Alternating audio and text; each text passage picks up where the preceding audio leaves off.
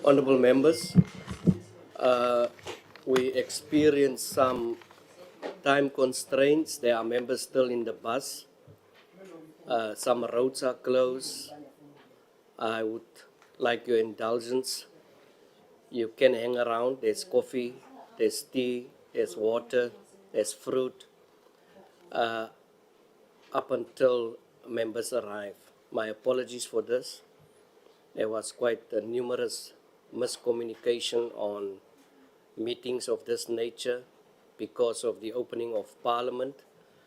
But be as it may, we understand, and I would like us to juggle around the logistics, and I would like to believe that members understand.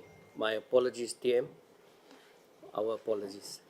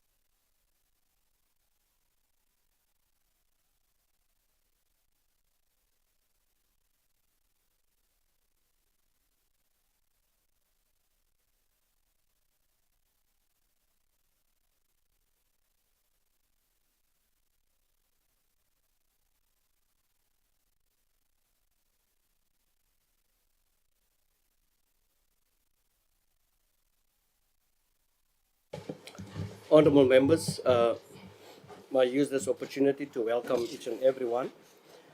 As said earlier that some members experience some transport problems, and it remind me of the days of my university in Clockware, where we came very late.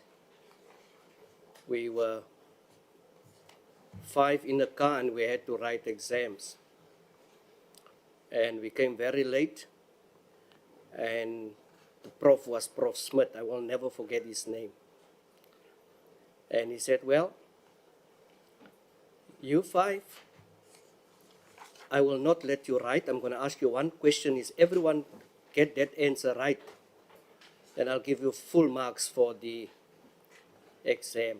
Our argument was we get a flat tire on the road. So he said, well, you sit there, and you sit there, and you sit there, and we were all in our own corners. And he said, one question for full points. Which tire was flat? And it was such an embarrassment because it was left front and left right and left center. So, I was just thinking about that this morning. Welcome, Minister Tlabisi, and the Deputy Minister as well. I'm going to ask members, we do have an agenda in front of us. We will deal with the introductions, apologies, the adoption of the agenda, overview by both the department as well as the Cooperative Governance and Traditional Affairs, following by deliberations. Then the Portfolio Committee Sports, Arts and Culture will proceed with their work after the deliberations. I would like also to announce that those from the COCTA are welcome also to leave if they would want to. We will also consider some minutes of various respective dates that we have with a closing. Is there any proposal that we accept the agenda as is and a seconder? We have just for the record, Honorable Member, the name. No, thanks very much, Chair of the session, greetings, honorable members, Minister and Deputy Minister, and officials. Maybe before I adopt the agenda, my name, I'm Honorable Mokwele, the member of the NCOP, member of the committee of the Select Committee on Social Service and Health. Without much ado, Chair, I rise to consider the agenda as presented. Thank you. I couldn't get the last part, your rise to present. Adoption, oh, okay. Is there any seconder?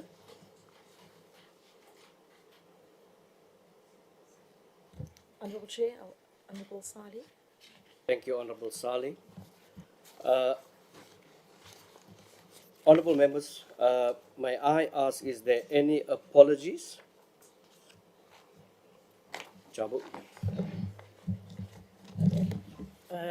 Good morning, chairs, morning members, everyone present, Deputy Minister, Chair, we do have the apology of Minister Mackenzie, also the apology from Deputy Minister Mabe, who is out of the country at the moment. Thank you, Chair.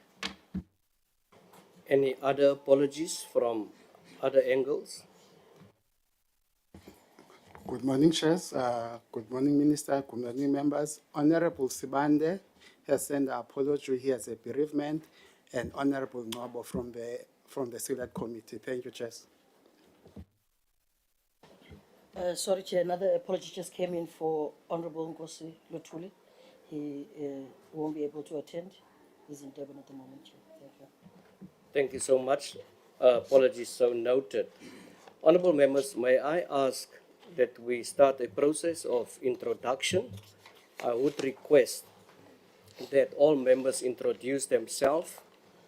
You will find when members of the Sport, Arts and Culture introduce themselves, especially the fact that there is by-elections, they will used to say from which party, but that's normal. But as the Sport, Arts and Culture, we are a collective, we are strong, and we are a very, very strong team. I would like us to start with Minister Tlabisi, following by the Deputy Minister Masimola, to introduce themselves, although they don't need any introduction, following by any other member. I also would like, if there is staff members, professional staff, please introduce yourself in the capacity that you are in this meeting. And if there is any media, please introduce yourself for the minutes. Thank you, Minister. Thank you very much, Chairperson of the session. Greetings to honorable members of the portfolio, the Deputy Minister Masimula, and all the support team. I am Velenkosini with an N-I at the end. Shabisa, Minister COPTA. Thank you. Thank you, DM. Well, a very good morning to you, Honorable Chairperson and members of the Portfolio Committee, Honorable Minister Shabisa.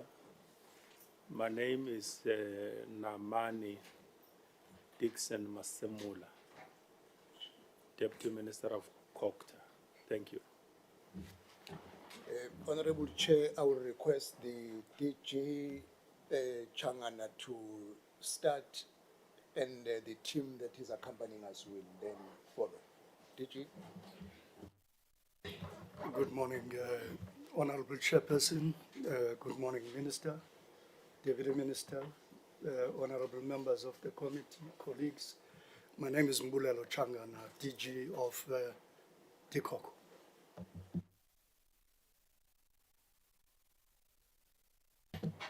Good morning, Chairperson, Minister, Deputy Minister, and the honorable members. My name is Nolwas Njokweni. I'm the acting DDG, Local Government Operations and Support. Thank you. Good morning, Minister, Deputy Minister, and members of this committee and colleagues. My name is Werner Heidenreich. I am the Director responsible for MIC administration within the Department of Cooperative Governance.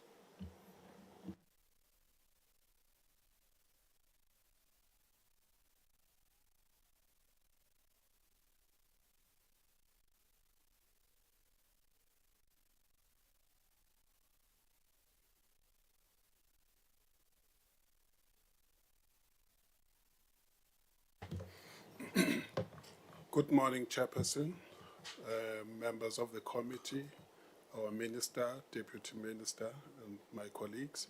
I am Lindelihle Mkhwanazi, the PLO in the Ministry of COPT.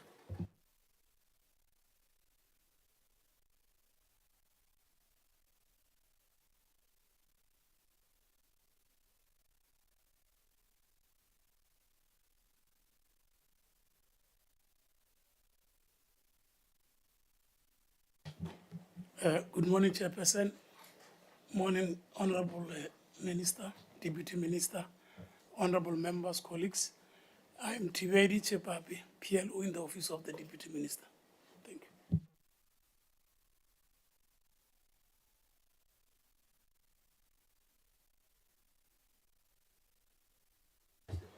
you. Honorable Chair, I think from our side we are done. Thank you. Shall we start with the Sport, Arts and Culture Committee, following by the Select Committee?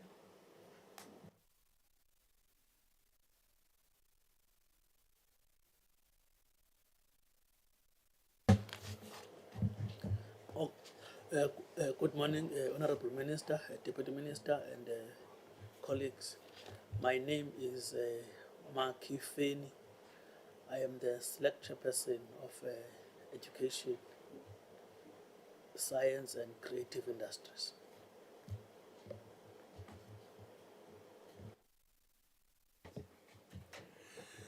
Thanks, Chairperson and my chair, honorable members, my colleague, Minister and Deputy Minister, officials.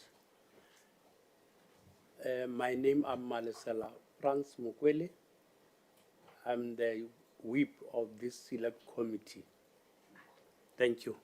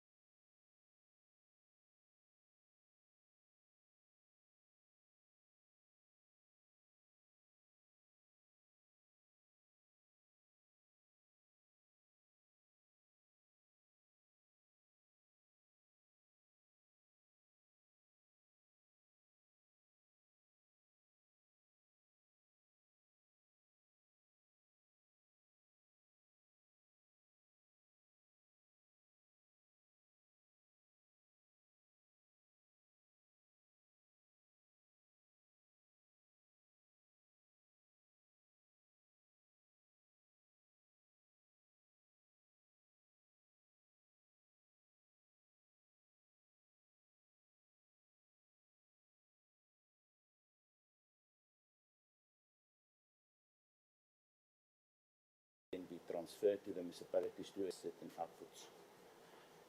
Those outputs or those cash flow requirements we refer to as a payment schedule. We are very strict in terms of the management of the payment schedule.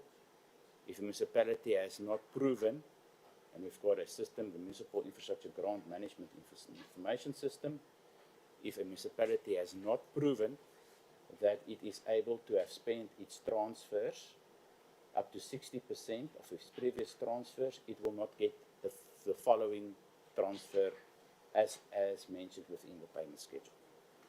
So we're very strict on that. We've also recently introduced, and my apologies if I say recently, since just the year before COVID, and it sounds to be just like just the other day. But in terms of the year 2019 and the year 2019-20, we've introduced cost reimbursement. And it varies from year to year, the number of municipalities. This year, we've introduced cost reimbursement to 20 municipalities, where we do not follow the payment schedule in the transfer of funds. The municipalities will have to submit invoices to the department. Our department will go out and verify those invoices, and based on the verification of those invoices, we will then pay out the amount that is being claimed by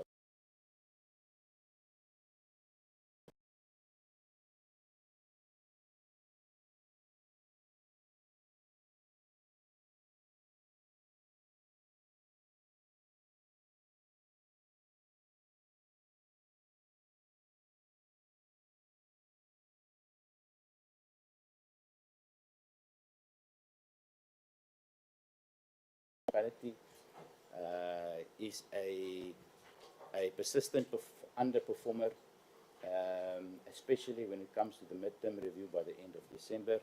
We will implement stopping and reallocation procedures.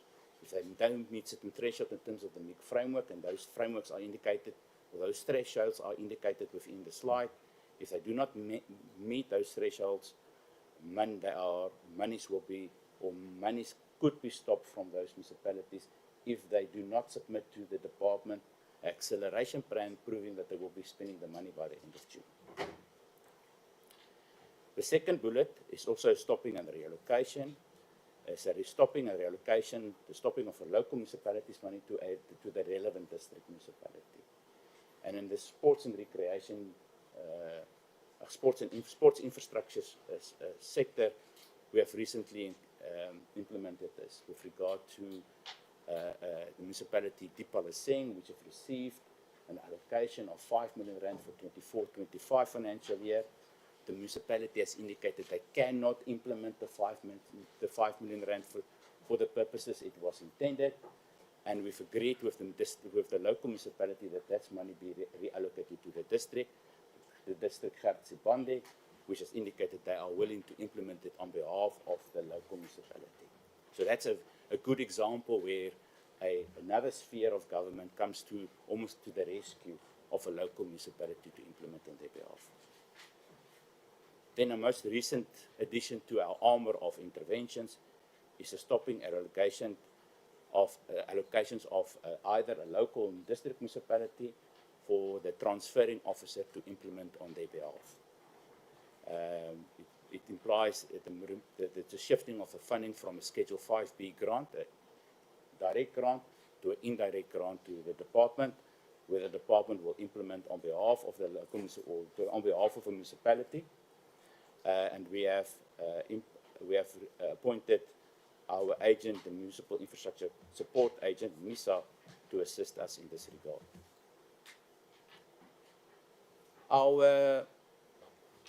Our support to these municipalities is with regard to the pre-implementation and implementation phases of the project.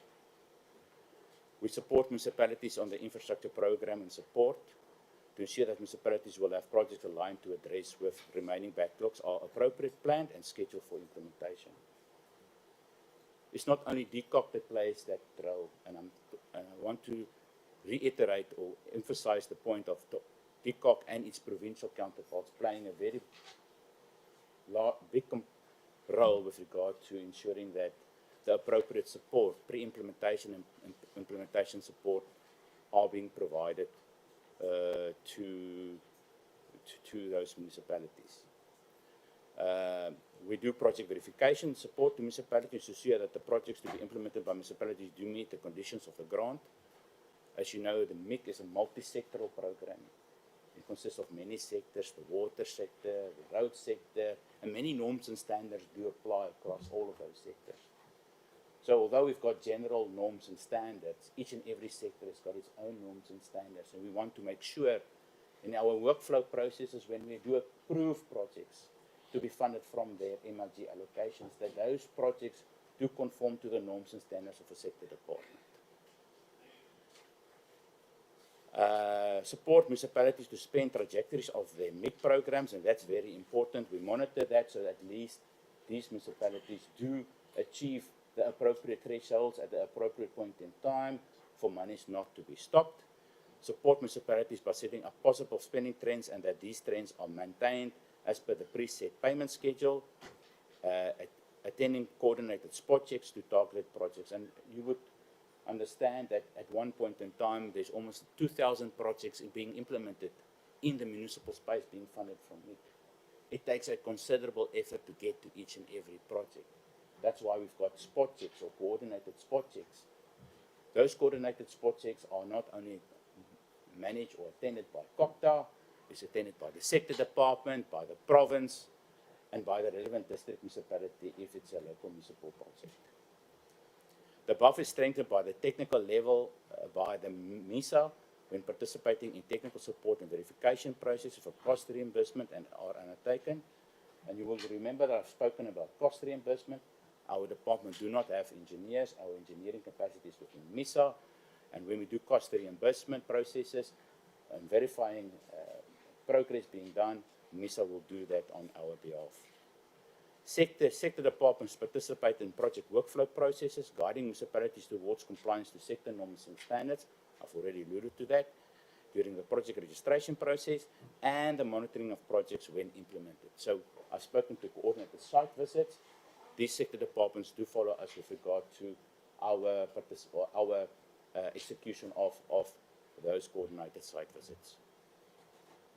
Close down, and I think this is very important. The chairperson has referred to this of projects not being completed and payments have been received. Projects are only deemed closed if closed down reports have been approved by the province on the MIC MIS. Many projects remain open by the end of the financial year as they have not been completed and be funded in the next financial year, either through approved rollovers or allocations. Many of these projects are multi-year projects, so they are not only dependent on a current year's allocation. They will be continued to be funded from a future financial year. CFOs are urged that their MIC support aligns to Section 71 reports in terms of the MFMA, and then although as the transferring department do report to the departments, up to National Treasury in terms of the DORA, in terms of our expenditure progress, National Treasury is also expecting that municipalities in terms of Section 71, in terms of the Section 71 of the MFMA also provide financial reporting to National Treasury. Rollovers, in terms of Section 22 of DORA, requires that any additional funds which are not spent at the end of the municipal financial year must be reverted to the National Revenue Fund unless the receiving officer proves to the satisfaction of National Treasury that the unspent is committed to identified projects. So then a rollover is approved. If a rollover is not approved, they need to return the unspent funds. And to be honest, it's very seldom that the municipality will return unspent funds to the National Revenue Fund. And then, unfortunately, those funds that have not been returned will then be offset against the equitable share in December and March, which in itself is a problematic issue. Areas of concern. Municipalities do not implement projects due to slow project workflow processes, especially in the area of procurement. That's the elephant in the room, in my view. Procurement, bottlenecks within municipal spaces, unfortunate litigation, also then delays projects to continue. So the procurement is the elephant in the room with regard to progress, adequate progress within municipalities. And unfortunately, in those perennial municipalities, it's a theme that comes up too often. Those perennial municipalities that I've referred to, the 41, that have not been able to spend, that is most probably the most important area that we have seen as being a cause for their poor performance. Then, of course, the poor quality of work museum projects do not addressed by municipalities as part of the contract management responsibility. And of course, we're talking here about a direct grant, not the indirect grant, a direct grant. The municipality is responsible for the contract management of that money. They need to put processes in place to ensure that the monies are spent for the intended purpose. Projects are not designed and implemented as registered. It's mainly in one sector that we found this to be a problem, and which we are now addressing with the Department of Water and Sanitation. Stalled projects or incomplete projects, payments on incomplete projects. The MIC does not recognize any expenditure if it has not been verified in terms of a site visit report.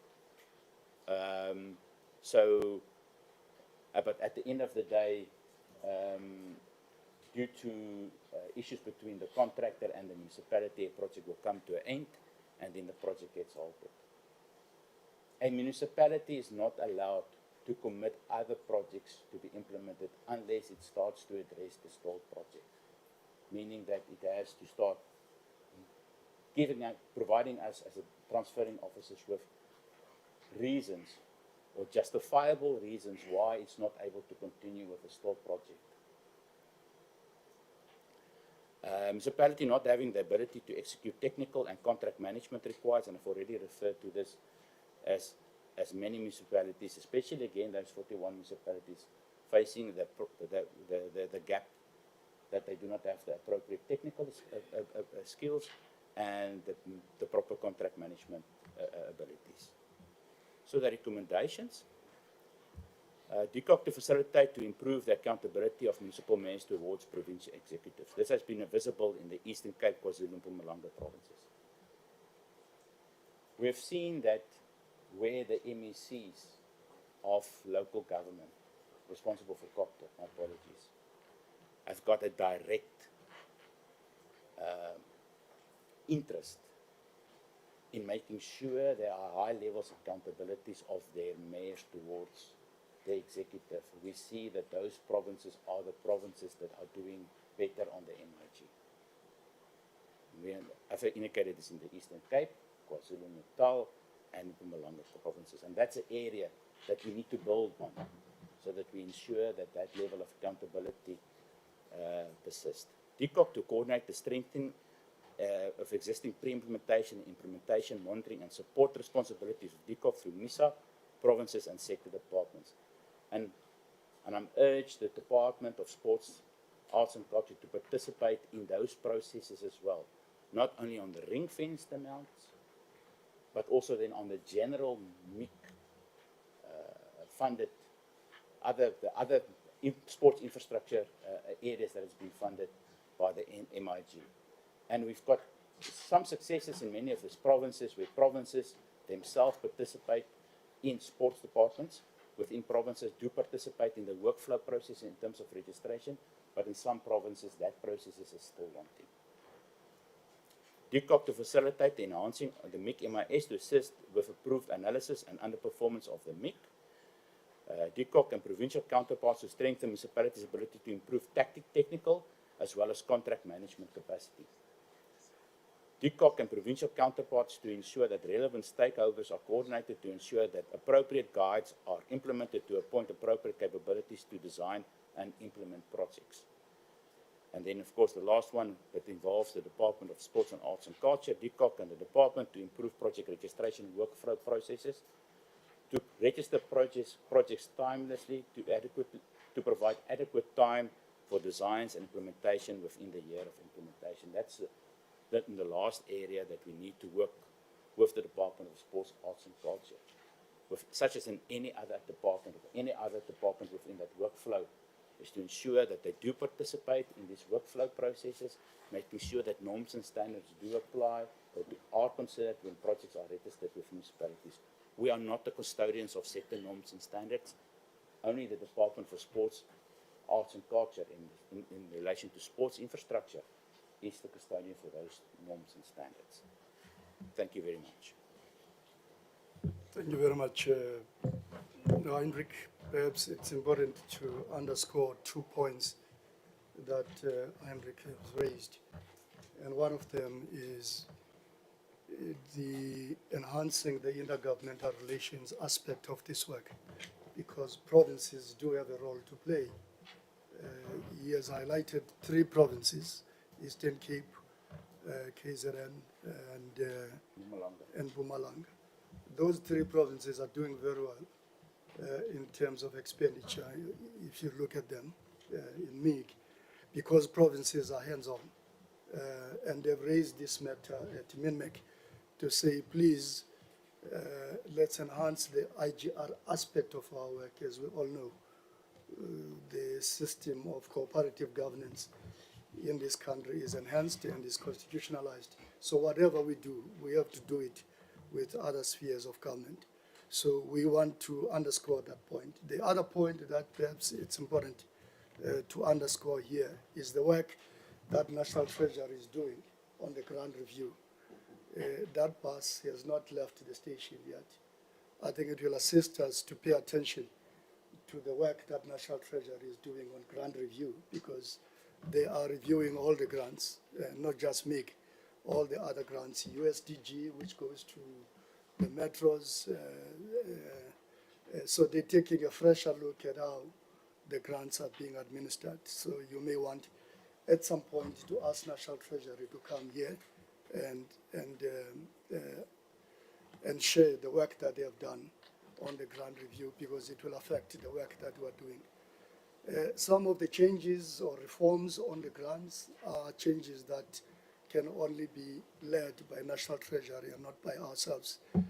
But we can make a contribution. I think the department as well can make a contribution on how those changes should be enhanced.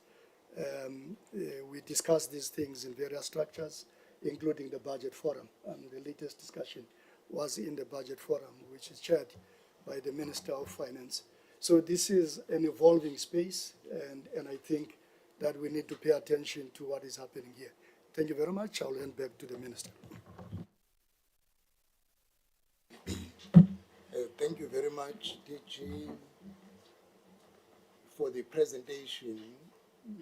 I can just only conclude by one point, Honorable Chair, especially in reference to the 3 provinces that were indicated.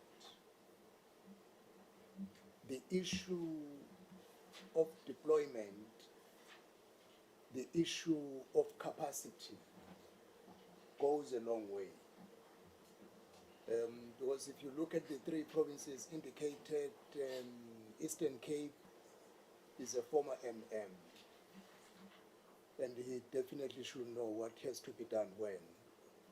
The 2 provinces, KwaZulu-Natal and Mpumalanga, are former mayors who should be knowing what should be done when in order to catch up with the process and able to utilize funds and also be hands-on. And that is an area which we are concentrating on, that if we address the issues of deployment, both administratively and politically, people with competence, all other problems will fall by the wayside. Thank you. Thank you very much, Honorable Minister, and the team in terms of the presentation. But what we are going to do now, we are not going to engage in terms of the presentations, because we also want TISREC also to make the presentations, and then we can engage both presentations in terms of the questions and then also suggestions that you might have.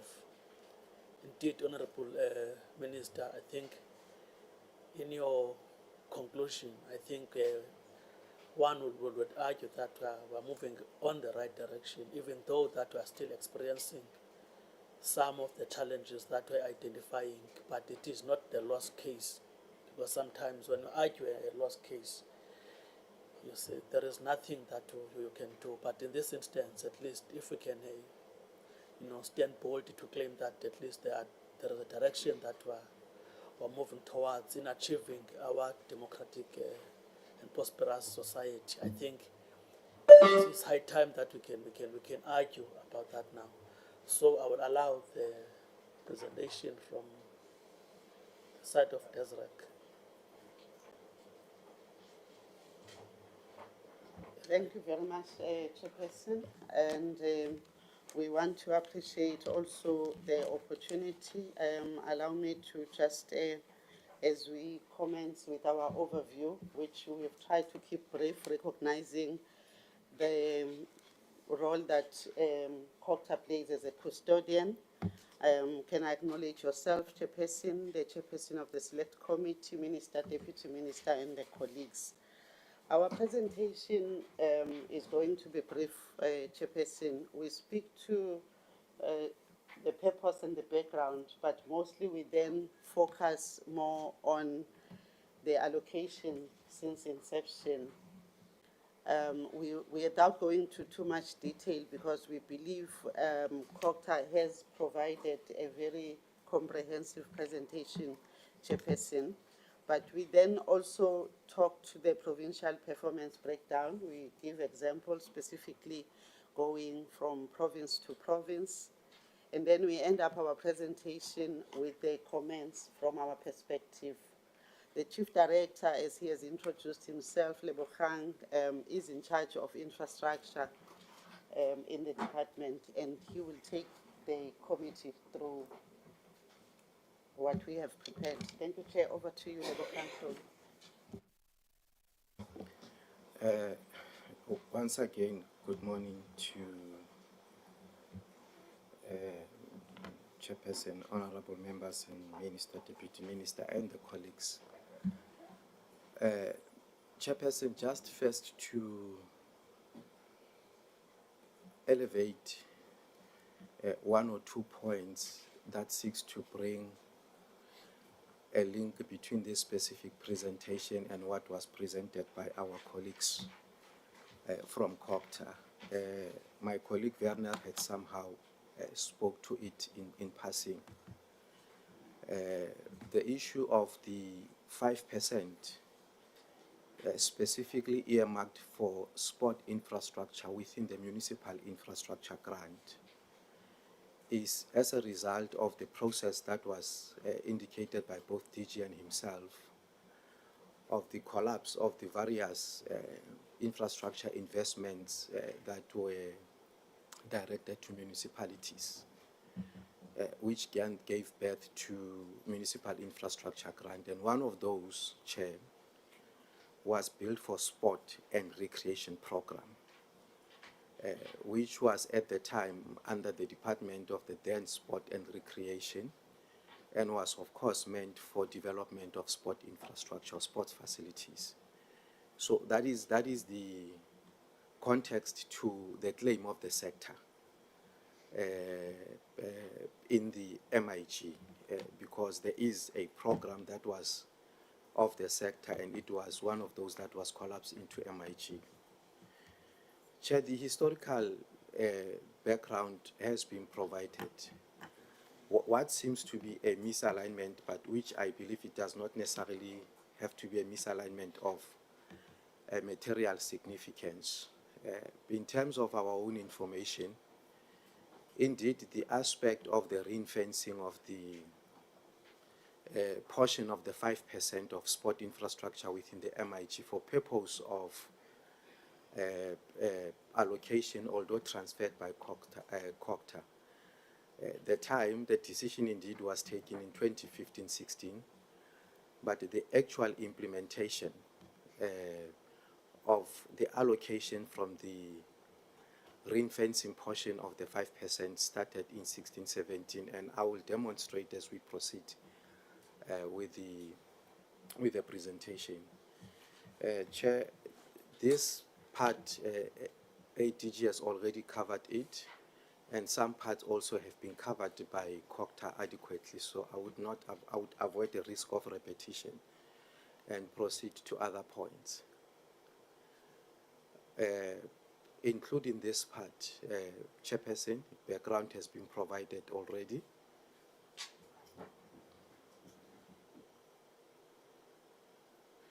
It's important, Chair, to indicate that when we ring-fenced the portion of the 5%, that portion specifically was 300 million.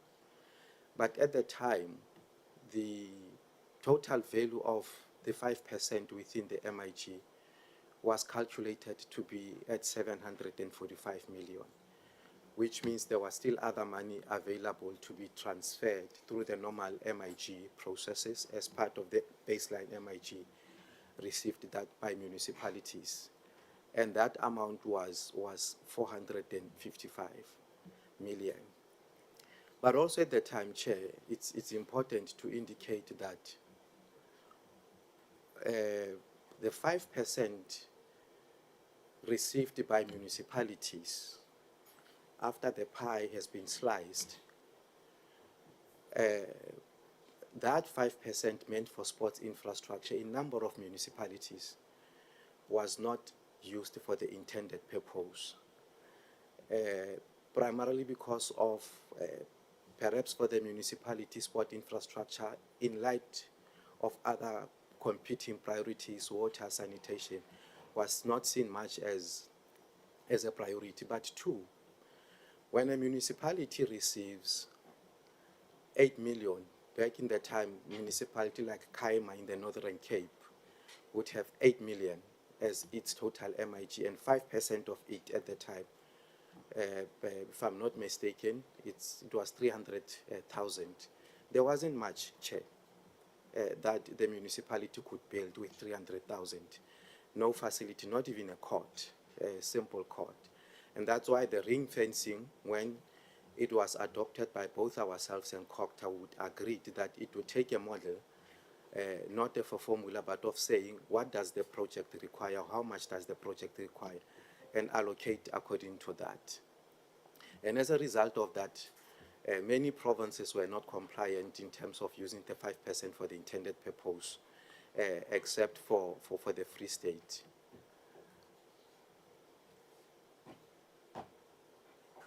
Chair, I would want to then give a high-level summary of, since the allocations of the ring-fenced for sport infrastructure, where PSEC is involved, started, how have we performed in terms of ensuring supply of sports facilities? Yes, there are, of course, challenges, some of which Werner has raised them. But from the supply side, there has been a significant improvement following this arrangement between ourselves and COCTA.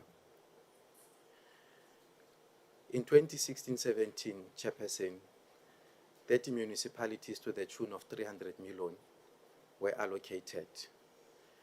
And basically that is the list that shows every year how much we would allocate. We are at a point, by the time we got to 2022-23, we had managed to cover all 205 local municipalities in the country. And we continued 23-24 with many municipalities being reallocated, as well as 24-25, when our allocation now was increased from 252 million to 452 million. After indeed COCTA concurred with us that there is a need, of course, to still expand what we have been allocated to us from the 5%, precisely because of the program over time was able to demonstrate the increase in the supply. So this is basically where we are up to so far, Chairperson, in terms of the allocations to municipalities. Now, this specific slide gives a sense of, yes, you have given money, but where are the projects? Like I've indicated that in 16-17, we allocated 30, but to date, which is now 25, 26, it's only 22 that were completed, and it is indicated there on the last column as to what was the reason for the other two that did not complete. Likewise with 2017-18, Chair, because even our limitations we do expose where things are not going right. 2017-18, there is an allocation, and that is the completion of the sports facilities, and the last column indicates which municipalities were affected. 18-19, that is the indication, and so on. Where we did fairly well, Chair, was in 2020-21, where 23 projects that were allocated indeed were completed. But the good thing, Chairperson, on the last column, we somehow try to give a sense and indicate which of the municipalities are being affected. This slide summary gives an overall summary, but we went further to give a sense in terms of how provinces are actually faring. Under 16-17, which specific municipalities have been affected in terms of the delivery. Those are the provinces. And then continue with 16-17. We are then able to link which municipalities and which provinces. This is how we have been performing. Then we proceed to 17-18. Those projects indicated, we go further in terms of the details and so on, but also to try and reflect on the status quo. Like under Eastern Cape, we noted that Raymond Mhlaba was not completed, but this is where the status is. Project is still on hold, and at the time it stopped, the progress was at 70%, but we also indicated the reason there, Chairperson, as to why was it on hold. And in Free State, we know under 17-18 we had Kopano. We also indicated the reason, which project have completely collapsed. I got to visit the project myself.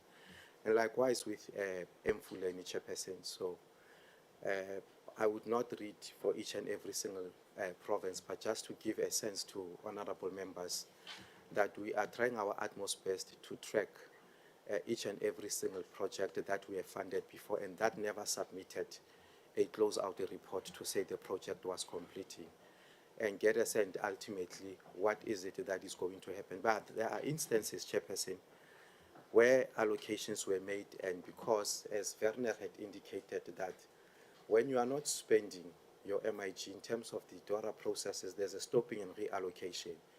When money is taken, it is not taken specifically for a certain project, but it's an allocation of this MIG, and when the money is taken from a municipality, the allocations that we would have made from the ring fence also get affected by that specific process. So it's not like they are being saved. So that's why sometimes we would never get to a point of concluding the projects, even if the allocations were made, because at some point they were taken through that specific processes.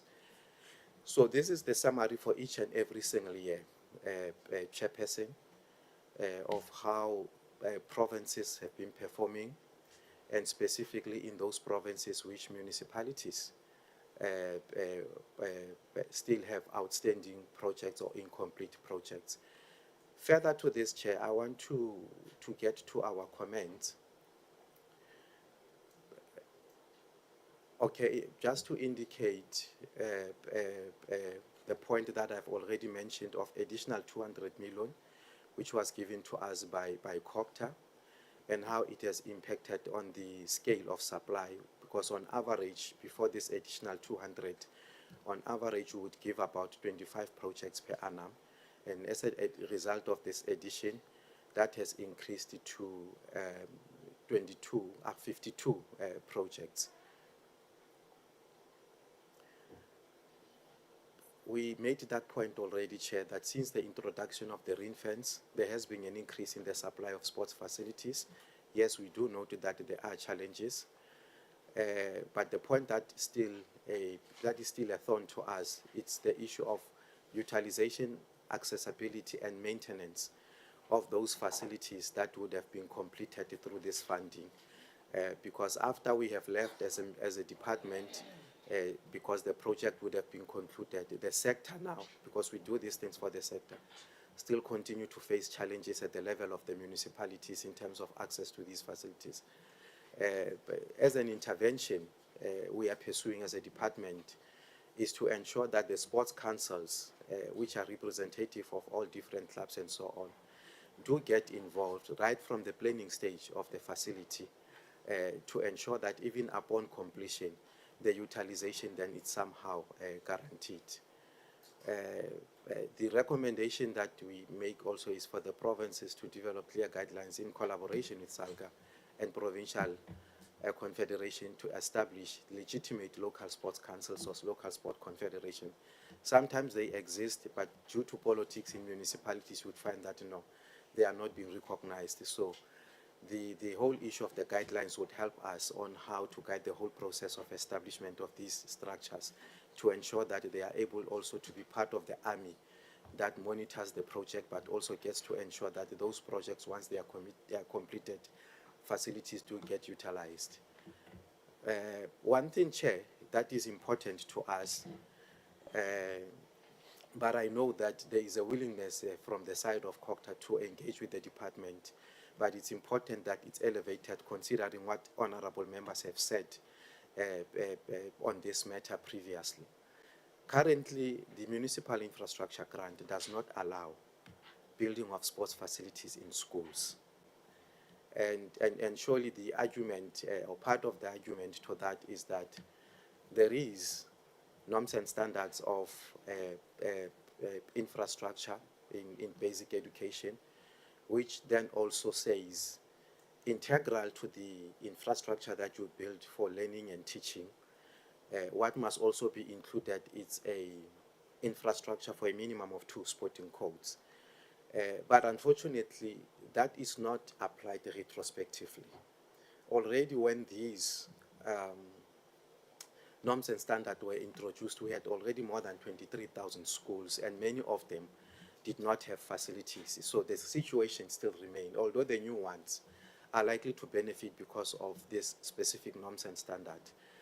But even in that instance, Chairperson, malicious compliance, it's easy, because if I'm a school and I build one court and I make it a combi court, netball and volleyball, I'm done. I've complied with the regulations because the norms and standards. So we believe that because MIG, as well as the USDG that the DG spoke about, are the only types of major grants established by government to fund at a huge scale investment in sport infrastructure. And on the other hand, our EPG reports have demonstrated that if there is one area that we must look into, if we want to make a difference in terms of sport infrastructure investment, it is the school sports system, because that is a bedrock of the entire sport and recreation system. It's already organized, the environments are secured. Obviously, a model of shared utilization can be pursued with the communities. But unfortunately, at this point, those very grants that exist for purpose of sport infrastructure do not make a provision for that. But like I've already indicated, there is a willingness, of course, on the side of COCTA to sit down with us and look into these specific issues and see how do we then best resolve them moving forward. Chair, what is attached to this document, it's now the detailed project by project. From 2016-17, who have we completed, who did not complete, where are they now? It's just an annexure, so one is not going to go through the specific list, but it's an information that is available to members for their own empowerment moving forward, to also help members to decide whenever they want to conduct site visits, which specific municipalities should they target, especially where it appears that our monies have been somehow wasted. Thank you very much. Thank you very much, DG. I don't know if there are any additions that you might have or to to allow us to proceed in terms of engagement, so that if there are any additions from your side, then we can allow that. There are no additions, Chair. We are covered. Thank you. Okay. Thank you so much to the department. Thank you so much to Kokta. Listening to Werner, there's a lot of things being said. But before we're going to open opportunity for questions, I just want Kokta as well as DSEC to take note of who they are dealing with here. We have, with the proposal from Honorable Mtetwa, start the process to say hashtag, we follow the money. So what we are doing, Minister, is members go out on their own accord, their own expenses, and we engage and we go onto oversight. And what we've heard here, I can partly say that we are satisfied. It gives an insight how the system is working. That is good for us. But second to that is the issue's been raised for me that is very important is synergy. But what we experience as members of parliament is that when it comes to what has been explained, there's no cooperation. There's no collaboration. There's no interaction. There's no partnership. And there's no alliance when it comes to the output of these developments. I've been a former councillor. I served in the legislature of the Northwest. I've been for 4 months in the NCOP, member of parliament. Now let me explain to you my experience. When you go to the province outright tell you, this is not our competency, you go to national. DSEC must give this oversight. When you go to the municipality, they said it is province. But I'm so happy for what Werner has explained now in terms of this. The other thing that we as members of this portfolio understood is that when allocations have been made, it is been made to rural areas. I see a discrepancy. I see some sort of high formula that has been explained to certain particular provinces. We understand the vastness thereof, but we must take cognizance of the fact as well that other provinces, you can switch on, that other provinces as well are also vast, are also huge, are also big. It's so randomly, this morning I received a call from someone, Riet Fontaine, and says to me, Mr. Maglua, we don't have any facilities. And I'm actually glad Honorable Gabo is also here, because he's very vocal on what is happening. He's from the Northwest and myself. And you will find, Minister, that people, when they speak here, they speak on behalf of what is transpiring in their provinces. We have a WhatsApp group. If someone go out, you put on all of those observations in that particular areas. Now, I want to speak to the synergy. When you listen to what has been explained from especially DSEC, there are the likes, some of the things that are not been mentioned. What you see now, I think that is, let me just get my, what you see now, and this is what we want to see as members. When people come to this committee, come give us some evidence to say, here is it. We address the issue, just leave it there. We address the issue. We address the issue in depth pertaining to, this is Tlabani, this is the letter I received. This municipality, Rustenburg, has received 20 million rand, Minister. If you look at this, and it's also been addressed, DG, I don't know how we're going to get around it to see to what extent we can ensure that there are some maintenance. We cannot have a development of this nature. It's then that there's no maintenance plan. And something has been mentioned also on the issue of stop monies. When we stop monies, what is happening to that structure there? You can go to the second picture. What has happened to that structure? It goes depleted 20 million, go another one. This is what is looking in Rustenburg with the letter that I have in hand. Another one. You can go to the next batch of the photos that I sent. Now I'm going to take you to a visit to some place called, and it's in some of these presentations. It's called Pitplessis. Those who don't know, it's not easy that a member of parliament, that's Pitplessis, Kagisano Malopo district. And I like the notion when monies cannot be spent in particular areas, it being given to the district. But what we are seeing there now, there was even a child falling in there with serious injuries. Those, in this report that we have in front of us, in the report that we have in front of us, it is explained that this project is 50% complete. 50%, honorable members. If that is 50%, then I don't know. Then I don't know as a member of parliament. It says that it's 50% complete. They receive 9.5 million. So this is what we as members do. We go on the ground, we go to see for ourselves. Honorable Mtetwa go to his province, he took photos and said, listen, this, and this is what we do as members of parliament. So we want in future the department and whoever, in this particular case it's not Kokta, people to come here to come and say, this is the problems that we experience. This is what is transpired. This is the amount of money that we have given and this is the amount of money that has been spent. So we actually would love to see if the Department of Sports, Arts and Culture come to us to say, listen, here is gray area, so that we can go in here and rattle these people. They must be confronted because this place has been earmarked for the poor. Go to the last one. I think the last one is Bisis Vlei.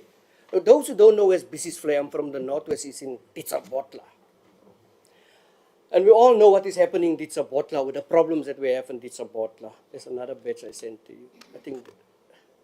Now, that is Labani. I think this is the 20 million. Go to the other batch. Now, Bisis Vlei, it's actually under the name Itekeng. They receive, it's not nicely printed, but if I'm correct, subject to correction, 10.3 million rand. 10.3 million rand. And it is reported that this place is 95% completed. I want to invite honorable members. I sent you 3 batches. Not sure if it is one. I want to invite members of parliament. I want to invite, and that's why I'm so happy when the select committee reach out, honorable member, when the chairperson reached out, I said, this is actually good. So now we hear from the horse's mouth, everyone listen, and everyone can do our oversight in whatever way we would like to do that. There's a place, it maybe did not come true. There's another place in Bisis Vlei, Ditsobotla. The place is not in use. The place is not in use. We cannot deal with this country's problem around this table. There is just no way that we will solve the people's problem around this table. We must go out there, honorable members, and we must go and confront those people with their hands in the purse of our poorest community that it deserves this the most. And you can go into any province with particular reference to the Northwest. You will see the amount of potential in every almost sector of fear when it comes to a sporting code that comes out of that communities.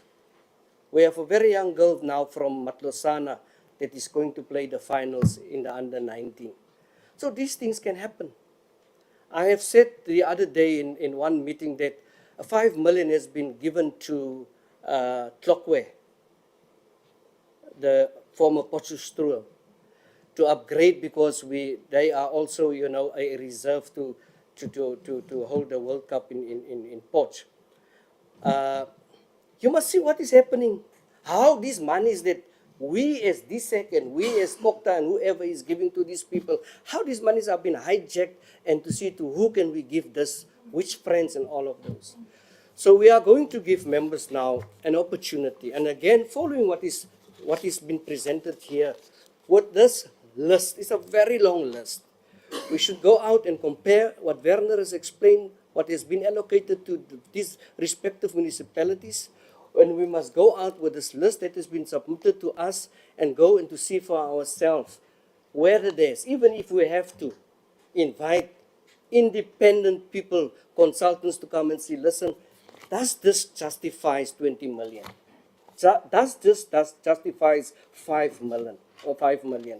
So we are going to give members a chance to ask for clarity and to interrogate the presentation. I want to say, Minister, thank you so much. I want to say to Kokta, thank you so much. And what I like what the Department of Sports, Arts and Culture has also said, I've been there. We've been there.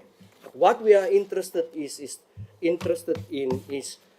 the follow the money part, and how are we going to bring individuals to book that is stealing the money from the poor.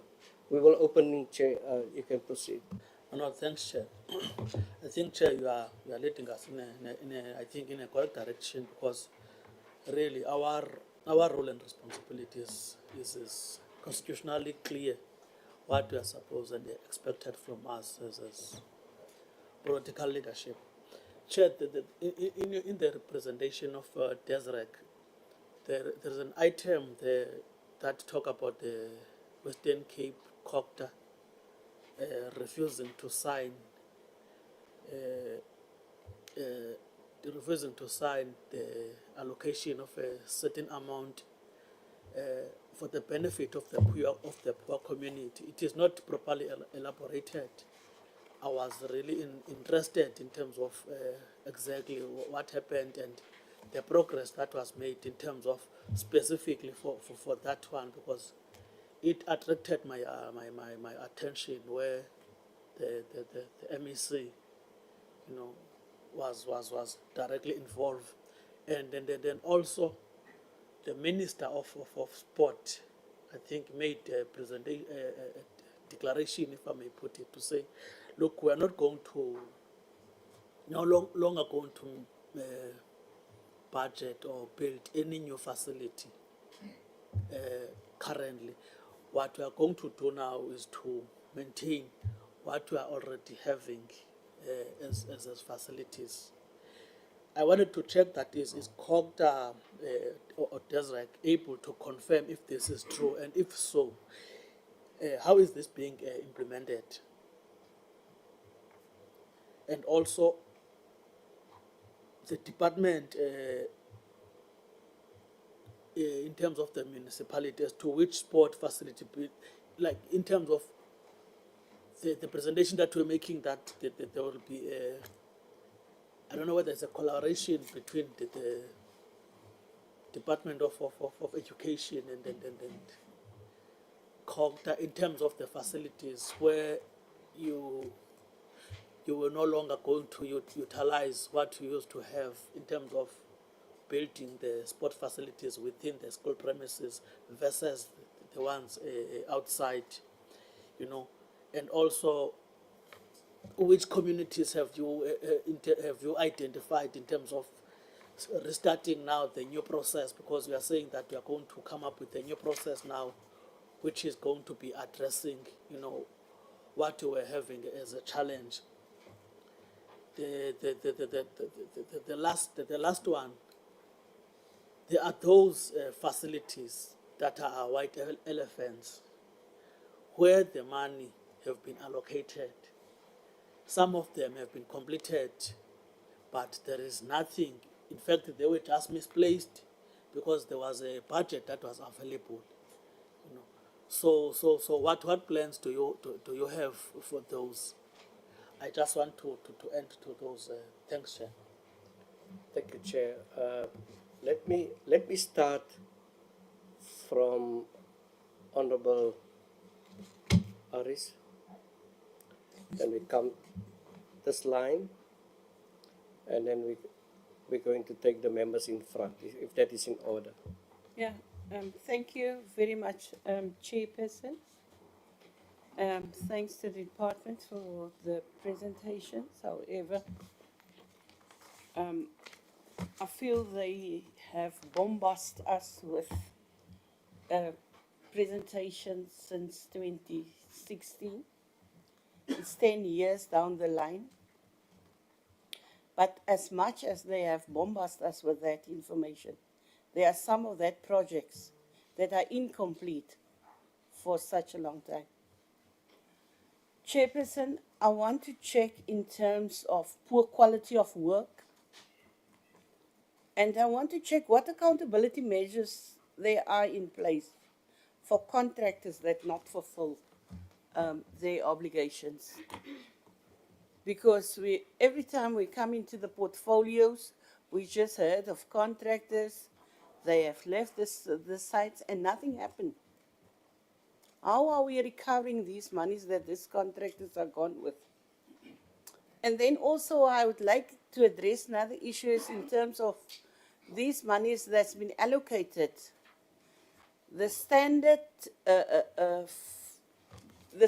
between the different sport facilities, because you will find in our areas, in the location, the standard of the sports fields, compare it with the standards of the sport fields in your predominant white areas, you find a vast difference, but it's the same migrant that is spent in these locations or in these towns. So I want to find out what do you have in place to monitor that standard of sport facilities or sport fields or whatever you call it for, infrastructure. And then also I would like to find, there's so many unfinished projects all over the country, and we just keep on coming here and listen to the unfinished projects, and just there's nothing happen, no consequence management or whatsoever. So then I've also noticed that in Gauteng, Northwest and Northern Cape and Western Cape, they are spending the least on sport infrastructure. And I specifically want to talk about the Western Cape. If you look at the Western Cape, this is a province that is seriously grappled with substance abuse. And it's really painful to hear that a province like the Western Cape are not spending that money that is given to them, at least because if you get the youth active, you get them out of drugs. And then also, I just want to check this migrants that is being given to municipalities. I want to check if all of these municipalities have a sport department in their municipalities that controls and monitor and implement projects with this money that is spent and that was given to them. Because the thing is that money has been given to them, money is laying there, and the only thing that happens is that the money being reallocated. But what if they underspend? There's no consequence management in place for those that underspent the migrant. Thank you, Chairperson. Thank you. Can we follow the line? If an honourable member don't want to have an input or question, just indicate to the next member next to you. Proceed, honourable member. Okay. No, thanks very much, Chair. Let me join the former speaker in welcoming to presentation, and also to say I want to concur with the chair that is left to say that we really appreciate this document of the document whereby the department that they telling us about the allocation, because remember ourselves as the members of select committee and even the members of the portfolio committee is to do oversight. And then this document is going to empower us so that we are able to know where we are going. But Chair, some of the points that I wanted to raise, my colleague has covered me, but I'm very much concerned, man, with the issue of underspending of municipality and department in particular. Maybe I'll talk, initially we had the problem of municipality whereby the money is returned to the national fiscus. Initially we complained about capacity, Minister. I heard that you have been indicating the issue of who are we deploying in the strategic procedure, because that is very key. Because remember, we are members of parliament. We can't complain everywhere. And maybe that today there is no media, because we must bring solution. Because if we come here, 5 years, we come and complain ourselves, we don't bring solution, it will never assist us. But from where I'm standing, Minister, I mean, since we have taken the resolution that at the municipality, those position of Section 56 manager, those manager, they are now permanent. At least there is a light on the tunnel. It seems that we are able to attract, we are able to attract the skills that is that will also assist us, because many people they were not interested before because it was a 5-year contract, but now there is a tunnel. So that is the issue that I also wanted to make, to say that the issue of consequence management, it must also happen, Chair, because as select committee, year in, year out, we normally go and do oversight. When I introduce myself, I'm also the permanent delegate from Limpopo. Last year we went to the province doing oversight on unfinished projects. There were commitments made when we were there. But this year again, we are still going to prepare other oversight. The issue of monitoring our work, Minister, it will also assist us, because we are spending money to go to the province next year. We are not even calling those people again to say, where are you? Because otherwise, if we'll be doing that, that will be a fruitless expenditure. So the issue of sports, arts and culture, because that is where we are today. Because remember, Chair, luckily today we are with the Department of Co-operative Governance, whereby, Minister, I know your department is responsible to make sure that there is an interrelationship between the national sphere, province, and local government. But Chair, you are correct to say, when there is a problem, if you go to the municipality, they will tell you, no, that is not our responsibility. Deputy Minister, last time during when we were doing back to school campaign, we visited one of the schools in your area, the school. We found that there is in the schoolyard, they don't have there's something to re-gravel the ground. But the municipality says that no, that is not our responsibility. We cannot come here. There is a money of normal standard for the department, for the school. But if you check that money, Chair, you will find that that money is not even sufficient. It can't even do anything, because remember, those monies is allocated about the role of learners there. They can't do anything. But if we can make sure that as government, all level of government, national, province, we are able to coordinate, you as the Department of Cox, that you are able to coordinate that, so that all those spheres of government, they are able to complement each other. In that case, it will assist us.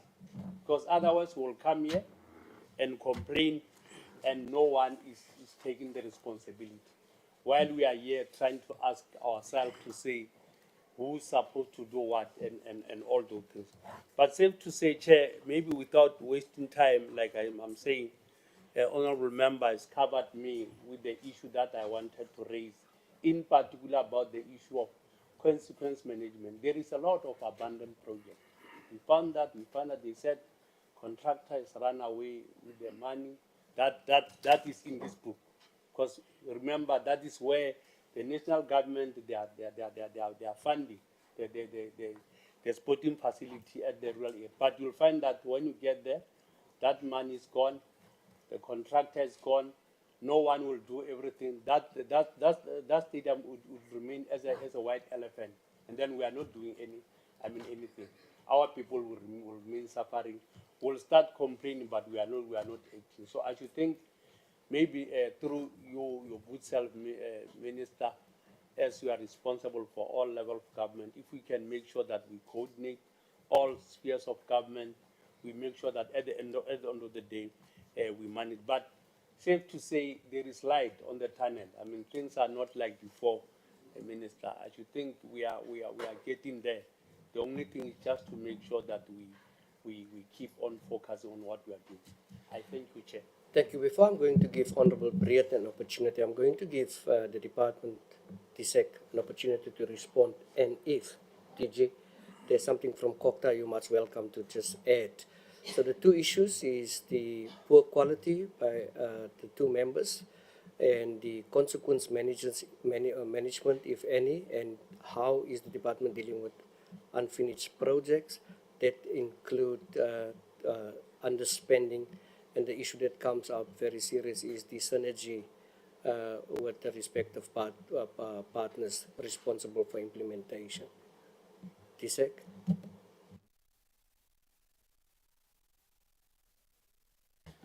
No, no, thank you very much,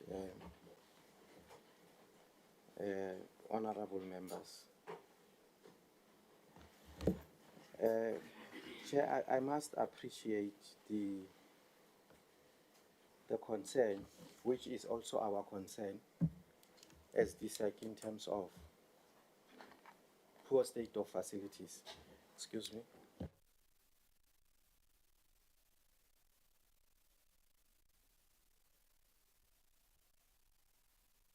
Problem of a dry throat. Yeah, the poor state of facilities, either being because of lack of maintenance or the workmanship in itself, it's poor. Chair, first to indicate that the whole regime of MIG, how it's arranged, particularly in the context of the ring-fence 5%, as a department, because it's a municipal infrastructure grant, it's a Schedule 5 a grant, and understanding very well that constitutional, in terms of Schedule 5B of the Constitution, local sports facilities are indeed the mandate of local government, and that is the reason as to why even the funding itself, it's aligned to that mandate. How we got to be involved in the manner we're involved was an intervention as a result of that unfortunate situation I've indicated, that money intended for sports infrastructure, when it gets to municipalities, would be used for something else. So that's why we had to ring-fence. But the problem is that money will be allocated through our own process, and it will be transferred by COCTA as the custodian of the grant. And once it gets to the municipality, it is the municipality itself that must contract with the service providers, being the consultants or the contractors. What do we then do to ensure compliance with the norms and standards? Because that is our competence as a national department, is as and when the consultant is appointed and made the design, we would check if they are compliant with the norms and standards. That is the first line of monitoring and ensuring compliance. But once the process of the designs is concluded and they get to contracting in terms of appointment of a contractor, we then continue also, Chairperson, to provide support and monitor. But you find that there's a huge number of projects running parallel, and you visit a project as a department once a month. Now, what is not true about what the province have said, Chair, when the committee visited them, making reference on the comment that was made, is that they are not involved with these projects. When we look at the MIG conditional framework, that speaks about the role of sector departments, not necessarily the sector department like sport at the level of the province. Because of the proximity to those projects, our own provinces are expected to be there consistently, because national would come once in a while to monitor all aspects. Now, that limited monitoring of the project somehow compromises our ability now as a sector in its entirety to ensure that the product that will be delivered is a quality product. That is part of the reason why it's also important to ensure that we improve the involvement as part of the project steering committees, the involvement of the local sports councils. Yes, they may not be experts in terms of the technical aspect of the strength of a concrete, but they know when the swimming pool is not compliant, because they are the end user. They know when the grass looks beautiful on the face or on the surface, but they will tell you that we can't play official matches of football here, because to an eye of an engineer that is fine, but to the end user, we have had those instances, Chairperson, and that's why I'm using those examples. So moving forward, that is basically the intention, to ensure that we first continue to impress upon, and perhaps even the allocations that we give for them to build internal capacity should be inclusive of the fact that appoint technical people, because you've got the obligation in terms of the MIG conditional framework to monitor this project. You can't only rely on about 10 or less officials of infrastructure at national department. And then, Chair, there's a point, I've noted what has been said, Chairperson, in terms of the Kagisano Molopo, but it confirmed what I raised to be our frustration, that as infrastructure unit, we monitor the project until such time it is concluded and it's closed out. And of course, sometimes you would find the workmanship is not good. But what is said is the aspect of maintenance and utilization. And what we do, Chair, before we allocate a municipality, the technical report that we use, we require municipality to reflect that at least for a minimum of 3 years, show us how much are you going to allocate from your own budget as a municipality towards maintenance of this specific facility. DG said it, that the quickest way of to killing an asset is to stop maintaining it. So that is also a principle that guides us as to why we must have such an insertion within the technical report, what is commonly known as a business plan. And they do, Chairperson, indicate those amounts. They do indicate those amounts. And perhaps it's important also to assist the committee that as and when it identifies those specific facilities it may desire to visit, we go back and try to retrieve the information that has been included by the municipality itself to say, but this is what you said when you applied for this funding. You said you were going to allocate this and that. Where is that money looking at that facility? Because some of them, you can see it's pure issue of lack of maintenance. The grass is grown, it's this big. Why are you not cutting the grass? So it's one of the things that really frustrates us, and we are happy that these matters have been raised, including the matter of utilization that we spoke to, that ours now as a department is to strengthen our local sports councils, because those are the end users, those are the armies that would ensure that these facilities do not remain the white elephants. Chair, the issue of the Langeberg, which the co-chair spoke about, I think it's important that it's not passed. It has some significance. It's way back in 2016-17 or 17-18 when we allocated Langeberg. At the time, there was an argument, and that's where DG were fighting with our colleagues at the time from COCTA. You have a space, it's here. Next to on the right-hand side of this site is poor communities. On the left hand of this side, it's what they classified as affluent communities, rich communities. Now, what got the municipal manager into trouble, I was even told that he was even expelled for that. We give 10 million. They said that we need 10 million to build a facility. We give them 10 million. When the project is supposed to be registered by provincial COCTA, Western Cape, they said, this is how MIG work. if you are going to be having households that are better off benefiting from this investment, then you must counterfund as a municipality because MIG does not fund affluent households. We said, no, we know that argument, but it does not apply as far as in our understanding is concerned with community facilities. Now, the municipality could not afford to counterfund. And we were saying, what is the problem? And we were saying, for us, that is important because we are also a social cohesion department where we want to bring different groups of community, including different classes, together in single spaces for integration and for interaction, which are the elements critical to promotion of social cohesion. And that's how the project got to collapse. And that's why we say it was refused to be registered.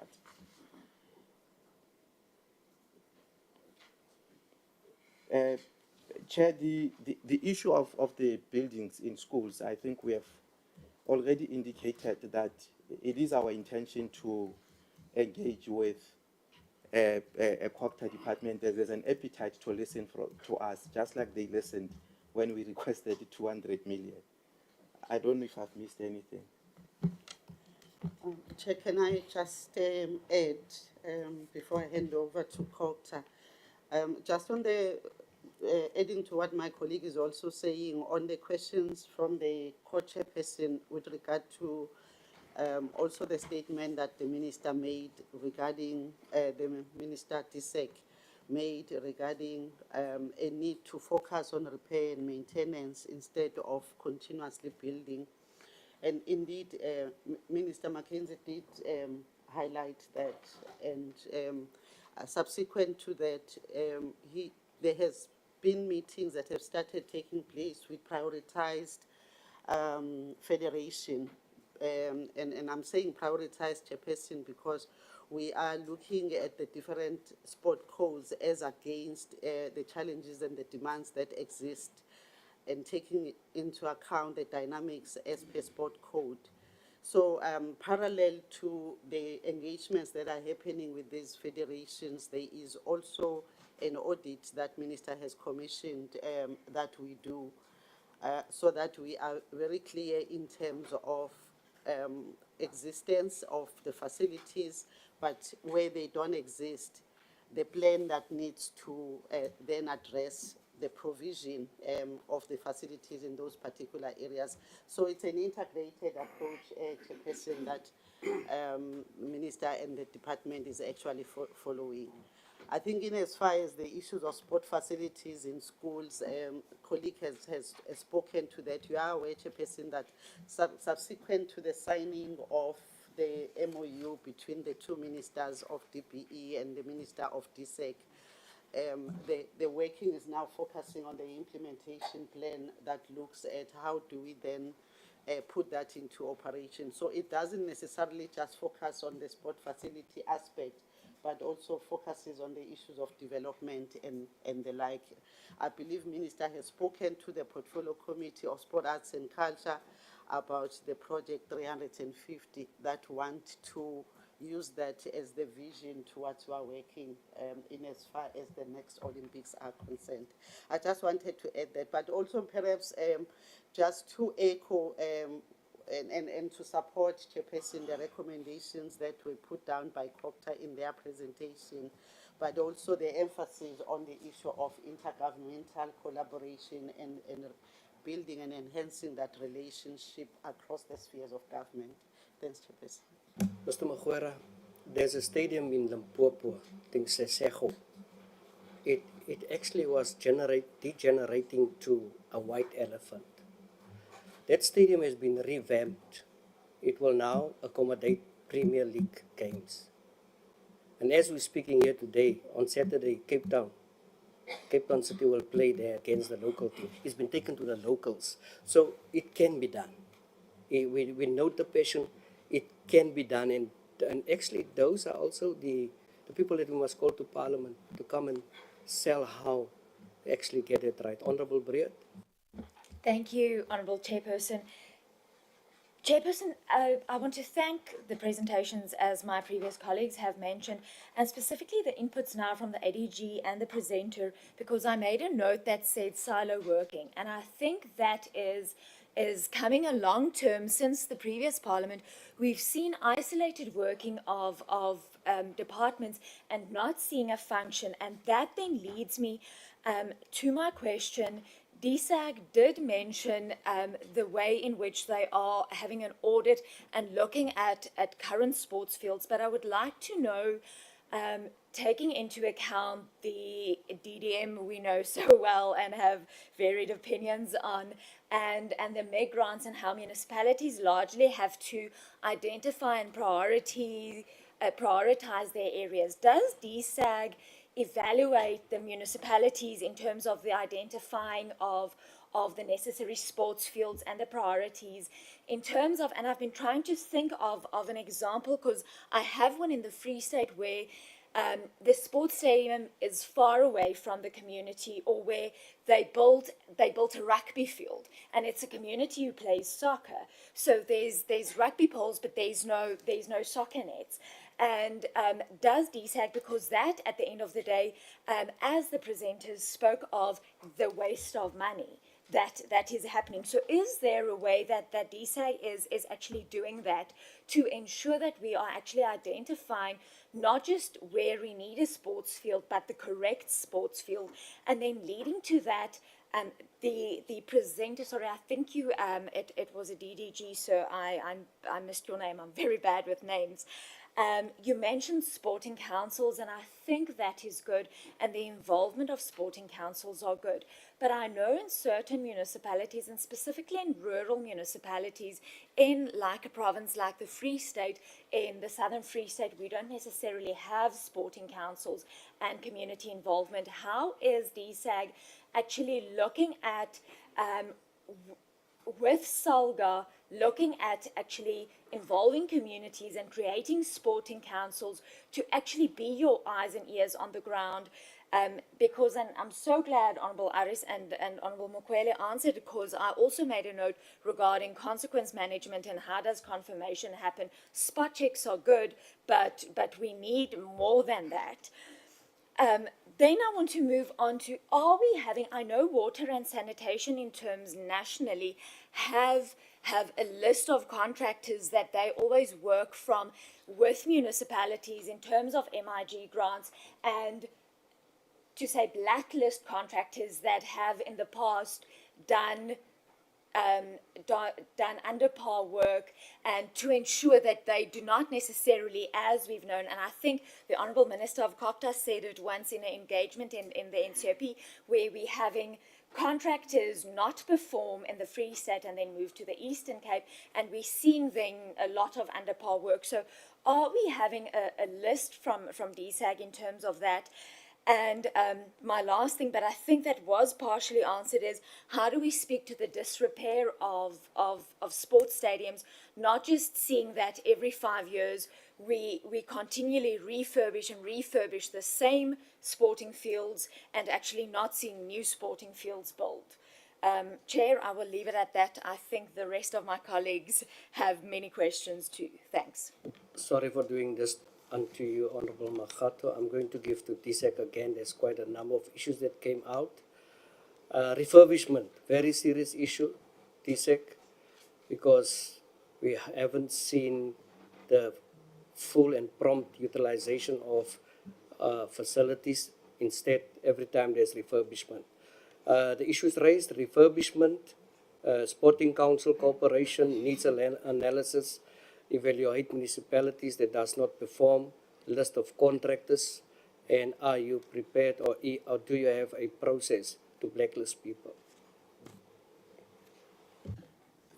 Thank you, Honourable Member. Thank you, Chair. Just to start with that very important a point of not only building sports facilities, but building sports facilities that respond to the footprint of the codes that exist, as well as building them in correct locations where they can be accessed. Chairperson, first to indicate that one of our fundamental requirements to approve a project, because we know if we don't do that, Werner is not going to register that project, is to ensure that the project is in the IDP. It's a fundamental requirement of MIG, because the assumption is that if it's in the IDP, it has been sponsored. Okay. Am I audible now? Yes, proceed, Mr. Okay, Mukwara. thanks. Because assumption is that if it is in the IDP, which is assumed to be a product of community consultation, then it has been sponsored by the community itself. But we know that participation, chairperson of our clubs and our councils in these processes, which is something that we would need to look in, it's quite limited, and that facility would have been sponsored by an old lady who's frustrated by these naughty kids who always sit it in the corner and say, give them something to play, they would stop smoking up and things like those. And ultimately, what goes into the scope of work and the details of what's supposed to be built is not determined. That's why you would have a rugby field instead of soccer when you've got things. But Chair, that point that I've emphasized of now strengthening our local sports councils, it's one of the issues that is going to respond into this thing. That before you build, do you build something that we need as the end users, not you as an engineer deciding what types of facilities you would want or items you would want to include in the facility, including the aspect of the allocation. That point, Honorable Member, we've picked it up also in other provinces. The issue of non-existence of sports councils, to a very large extent, we do not have those, and sometimes where they exist, there are also politics. That's why I was speaking to issue of the guidelines. But specifically with the Southern Free State, Harib, fortunately I also come from that province. I visited municipality called Letsimende, and that's where I got to learn that the beautiful facility we have built in Letsimeng, including the grass, they can use all other items like combi courts and everything, but they cannot use the soccer pitch, which appears beautiful because it does not comply with their norms and standards as a football club, and that's why they cannot sanction official matches. It still goes back to that point of strengthening the involvement of the local sports councils into these processes. And then, Chair, the issue of bringing a balance, of course, there are facilities that needs to be refurbished, and I'm glad that is also set in the presence of COGTA. Because at times I know it becomes a bit of a difficulty to say, but this facility that you want to invest money into, this is purely a maintenance issue. Why do you want to capitalize maintenance with MIG? It's something that definitely we have to look at and try to agree on what constitutes refurbishment, but also acknowledge the reality that even if we can be using these different terms and concepts and so on, we must then ask a question of a bottom line.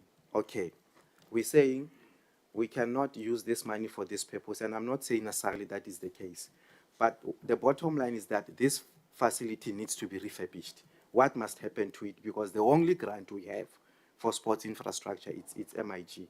So those are some of the matters that we may need to be to clarify. And Chair, I must indicate that at times you engage with COGTA, raise frustration nationally. You engage with COGTA about the frustrations you are having at the provincial level.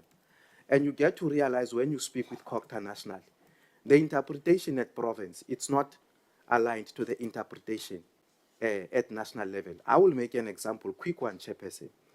We wanted to build something for Northern Cape. They've got a Warrington Cultural Resort, which we have already invested about 4 to 6 courts. They've got big land. They don't have many things there to say, let's build there. There's an accommodation, there's what, so that the school sport championships and other forms of programs that we implement, Northern Cape gets to benefit. They say, no, you can't spend MIG there. Why? No, because that land is not owned by municipality, but it's owned by provincial government. You go, I take you to Northwest. We are building there an international standard tennis court. That site there, it's owned by the provincial government of sport, and we are building. you know. So those are some of the frustrations that we get to deal with. But like I said, Chairperson, that really the engagements between our DGs and which will be elevated to our ministers are helping in terms of dealing with some of these problems. And like I've indicated, and evidence of that, it's already the 200 million that they have given us. So we will look into those matters moving forward, Chair. Thanks. Blacklisting. You know, I call it the Sarah Bartman effect. Developments incomplete, contractors leave and they leave with mega bucks.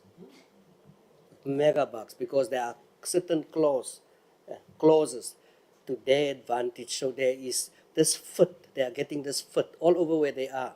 You'll see in all of these developments, even now here with the MIG, contractors, 2 year, 1 year they leave. It has become a norm.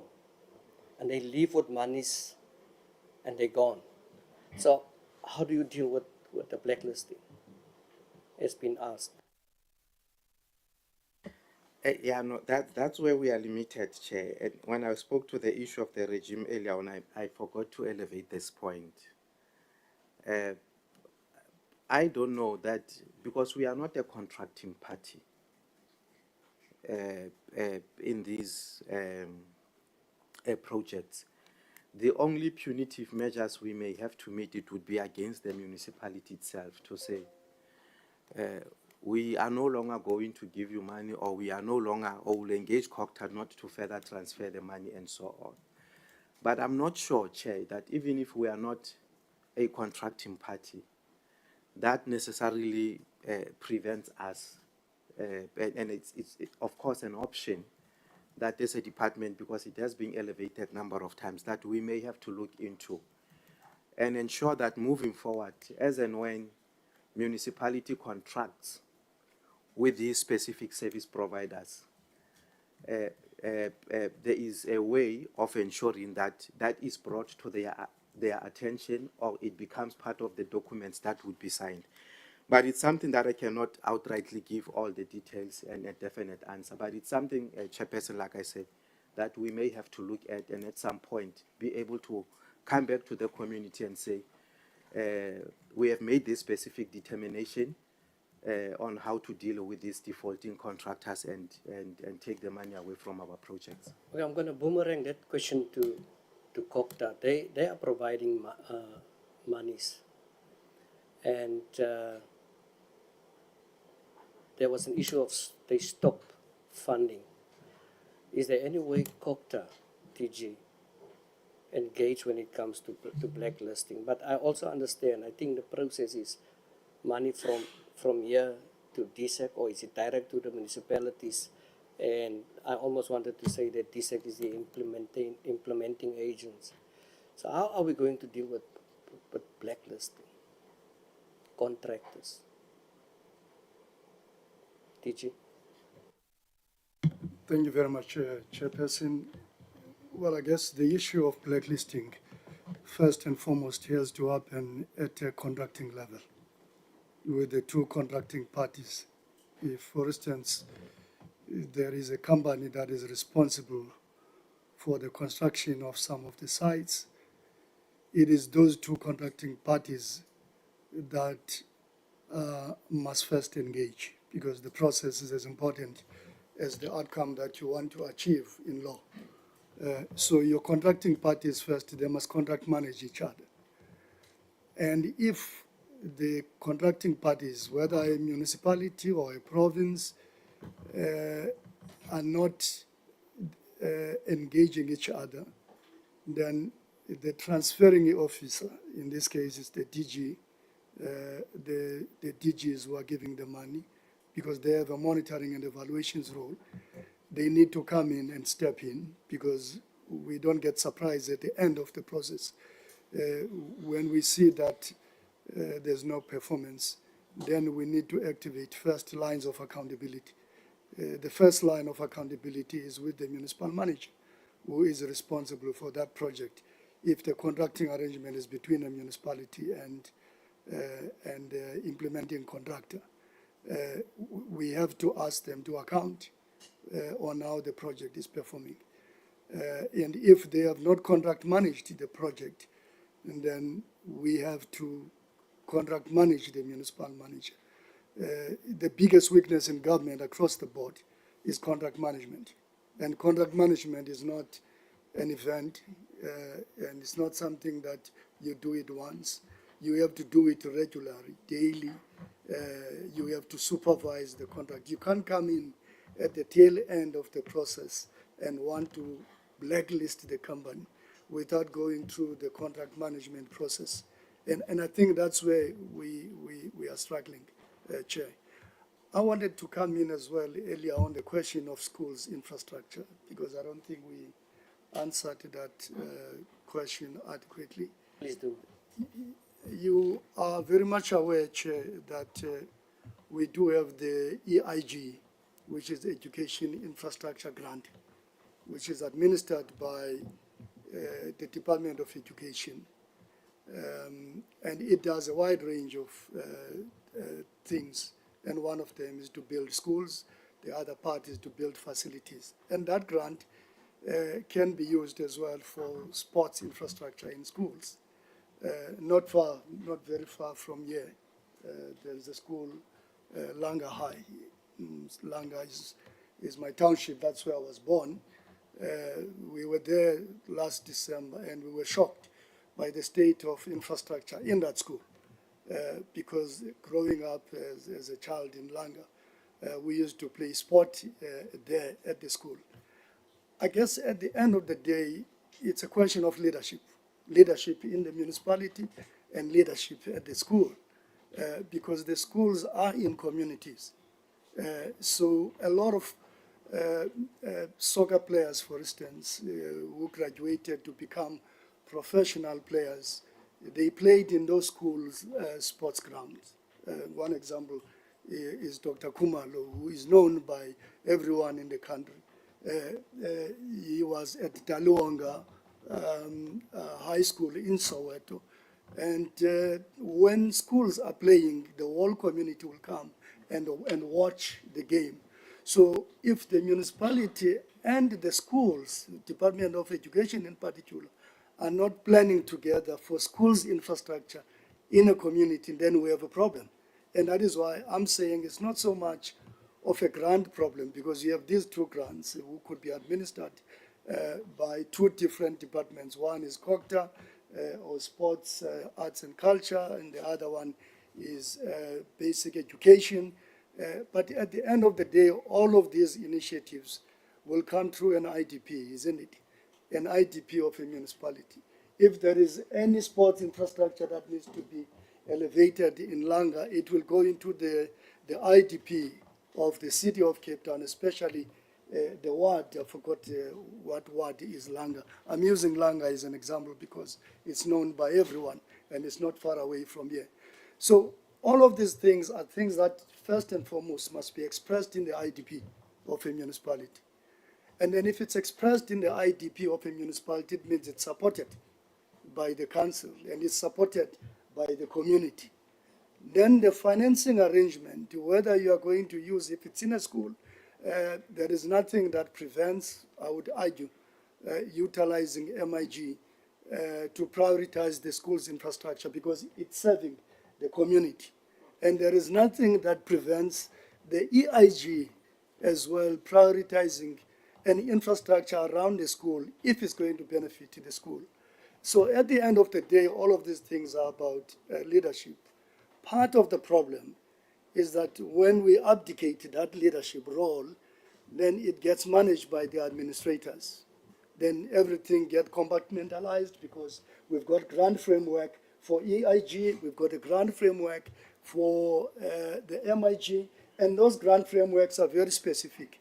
And the junior officials whose role is to implement the grant frameworks are not going to deviate from those grant frameworks because the auditors are going to hit them very well. And that is why I'm saying if we leave it and we lose it at a leadership level, then by the time it gets to the administrators, it's going to be very difficult to correct it. Because you are not going to blame that MIG administrator for enforcing the grant framework because that's what the grant framework says, and Treasury officials are going to come very hard on him if he deviates from the grant framework, because a deviation from grant framework is going to lead to a qualification of some sort by the Auditor General. So all of these things, it doesn't matter how you look at them, even the maintenance aspect of it. If you look at all of these things, it's all about leadership at the end of the day. Leadership in the council and leadership in schools. Growing up, we knew that the school principal, from time to time, will have conversation with members of the community about what needs to happen in that particular community. But we don't see that anymore. Thank you very much. Insightful DJ, Honorable Makhato. Thank you very much, Chairperson. And I want to greet the Minister and the entire group and staff. At least we have already talking about Sarah. It was a problem to us. At least they tried to answer it the way we like. I've got only two questions on your side. How can municipalities improve their procurement processes to ensure timely initiation of projects while maintaining transparency and fairness? So if I can get the answer on that one, I think it will be proper. Secondly, what specific measures can be implemented to prevent collusion among contractors and professionals responsible for the project monitoring? So if you can see at all the things we are speaking about, there is no monitoring, there is no accountability. If they can just work together, I think we will do it. So those are the two questions I'm bringing. Thank you very much. Thank you, Honorable Makhato. Advocate Sali. Thank you. Sorry. Thank you, Honourable Chair. I'm not sure if I'm audible. Okay. I'm audible. Okay. As we're sitting here, I must say I'm very happy with what I have seen and the attempts at doing a thorough presentation and highlighting many of the concerns that we have. And you know, from our last meetings, I am happy to hear that we are really looking at the infrastructure at schools, because that is something very close to the hearts of all of us, to improve sports both in our rural areas as well as in our townships. So what we take here today, I hope that it is constructive, because we are really working together to uplift and empower. But that being said, I think we have to accept the fact that we're sitting here with a historical problem of imbalances, corruption, lack of oversight, mismanagement, poor contract management, delays on infrastructure improvement and changes, and that lack of maintenance. While we focus on one structure, when improving on one structure, many others are impacted by dilapidation that has been coming on for decades. In municipalities, lack of consequent management around the MIG remains a hindrance, and I'm fully aware that we have a lack of resources and a lack of, I don't like using the word manpower, because there's women around as well, but that I am fully alert to. There was mention that the MIG allocation is not enough, and there was a consideration mentioned for need for more assistance to secure funds from the private sector. Now, with our real issues that we are currently faced with, funds we have and how we are spending it, I don't think that we should even look at the private sector until we have our own house in order. We have to ensure risk management assessment in-house with how the MIG is currently being spent and what systems is currently being put in place. Because if we go out to the private sector, we need to be assured that they will have confidence in us to invest in the structures that we are considering. That being said, I've noted several provinces highlighted with issues, and correctly, as our Honourable Chair has noted, we make mention of many things, but there are so many areas that is neglected on infrastructure. Right here in the Western Cape, I'm a massive sports lover, and I'm very much about upliftment and empowerment of our youth. And I go out into areas, and I'm shocked to see what our current structures looks like, how our current structures are being abused and neglected. We have infrastructure, but we've neglected that infrastructures. We have failed to build on those infrastructures. And I know that you cannot be everywhere because of lack of resources, lack of manpower, etc. But this is something that we have to seriously consider. On a national level, I'm just going to give maybe one or two examples. In an area of the sports field in Turfel, the municipality of City of Cape Town, at one point National had looked at that as being where the world champions for softball was going to be. A lot of money was invested. At some point, that infrastructure was handed over. One point there was softball happening, there was soccer happening, there was netball happening. You have to go look at how this ground is neglected. Toilets are locked and used for storage spaces. Seats are broken. The fields are in a terrible state. Yesterday I went to the Milnerton cricket and rugby grounds. I was disgusted in what I saw, how that infrastructure has fallen to pieces. And in many other areas, this is what's happening. Now, with regard to the urban sport infrastructure, though, we understand the jurisdiction on the allocation and usage of the MIG funds in respect of the sports facilities. How does this department prioritize on building sport infrastructures in the metros, given that they are overpopulated by nature? Where does the money budget come from in light of the understanding that the MIG funds doesn't cover the metros? There are many public schools that don't have basic sport infrastructure in areas outside the metro. So why is the department not prioritizing to build sports facility in schools through the MIG funds? So maybe that is also something that we should consider. So Cocter must please give us a guide on how these provisions are made. Apologies for there's a lot of questions. Please can you highlight what happened to the 5% of the baseline in context that it was impossible to build any sport facility in addition to the pattern of not using such towards sports facility? Can you clarify if the 200 million in this financial year is perceived as adequate or sufficient in terms of building, upgrading, refurbishing intended on the desired 52 projects?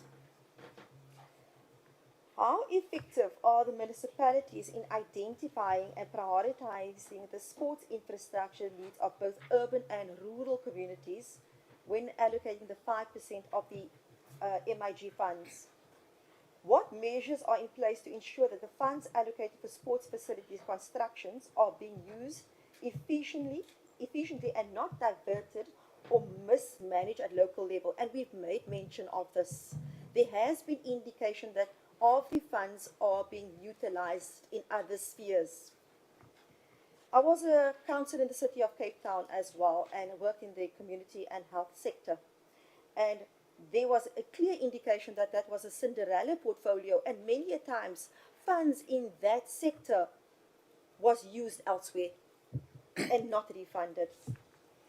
To what extent are municipalities collaborating with local communities, sports organizations and relevant stakeholders to ensure the sports facilities being built meet the specific needs of residents in both the urban and rural areas? What mechanisms are municipalities implementing to ensure that newly constructed sports facilities are properly maintained and accessible for long-term use by the community. This is a sore point. Today we have a fantastic, beautiful infrastructure, and I come there maybe a year or two later and it's neglected and dilapidated. Then how can the Department of Sport, Arts and Culture and COCTA enhance their efforts to address the governance challenges such as mismanagement and corruption that hinder the effective administration of MIG funds for sports and infrastructure? So that is my questions for now. Thank you. Honorable members, I hate to do this now. As you are aware, we have some space problem. The dome is not fixed yet. We have to be out here by 1.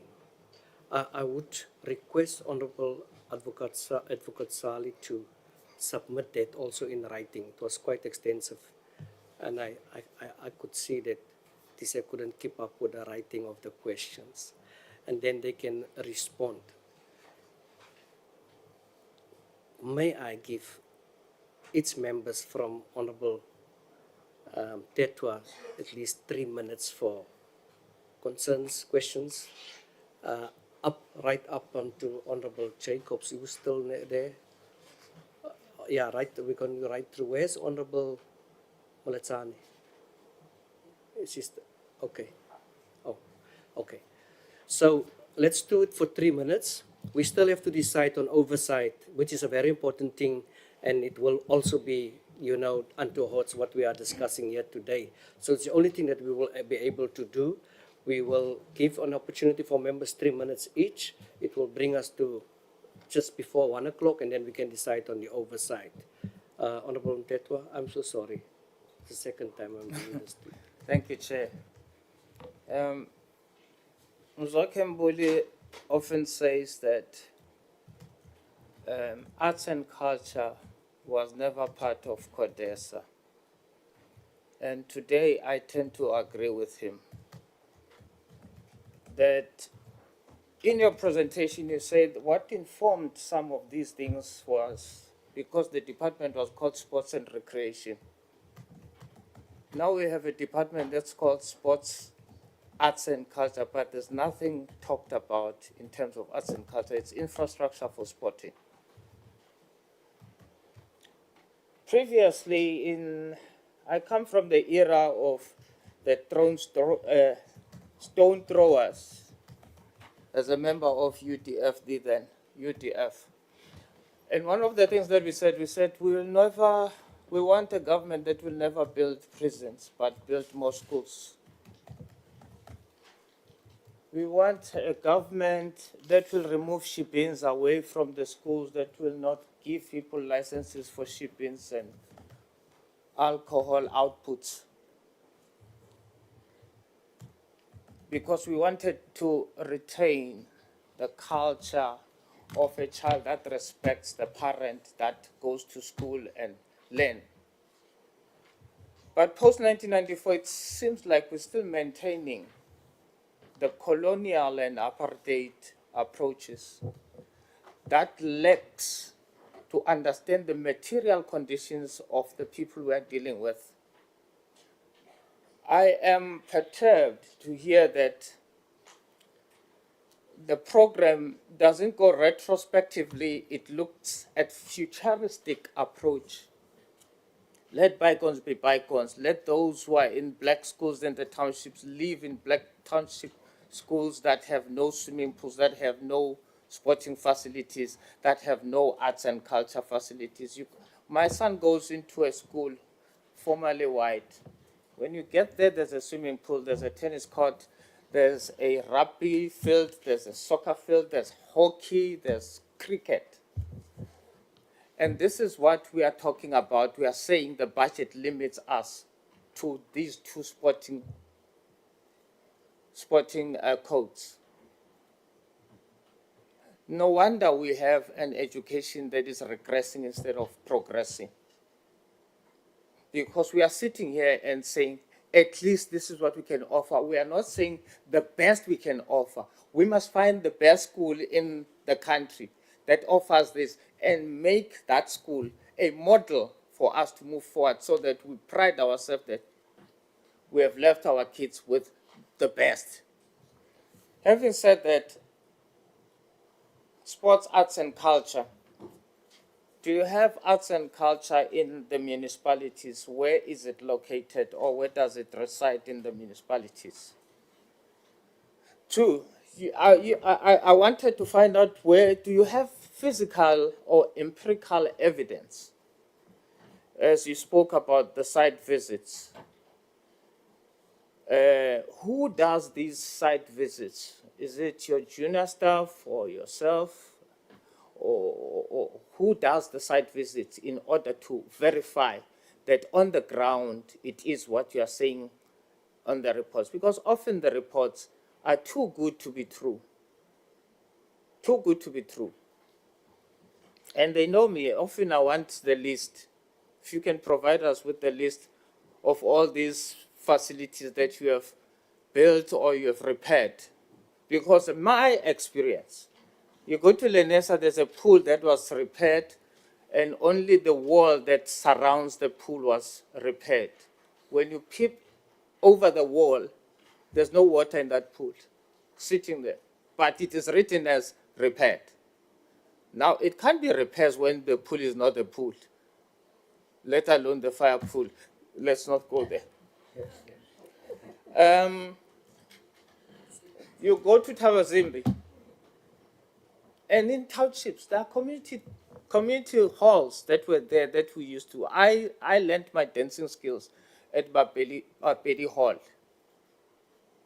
But those have been left out, and we're focusing on new establishment because we're looking for tenders, isn't it?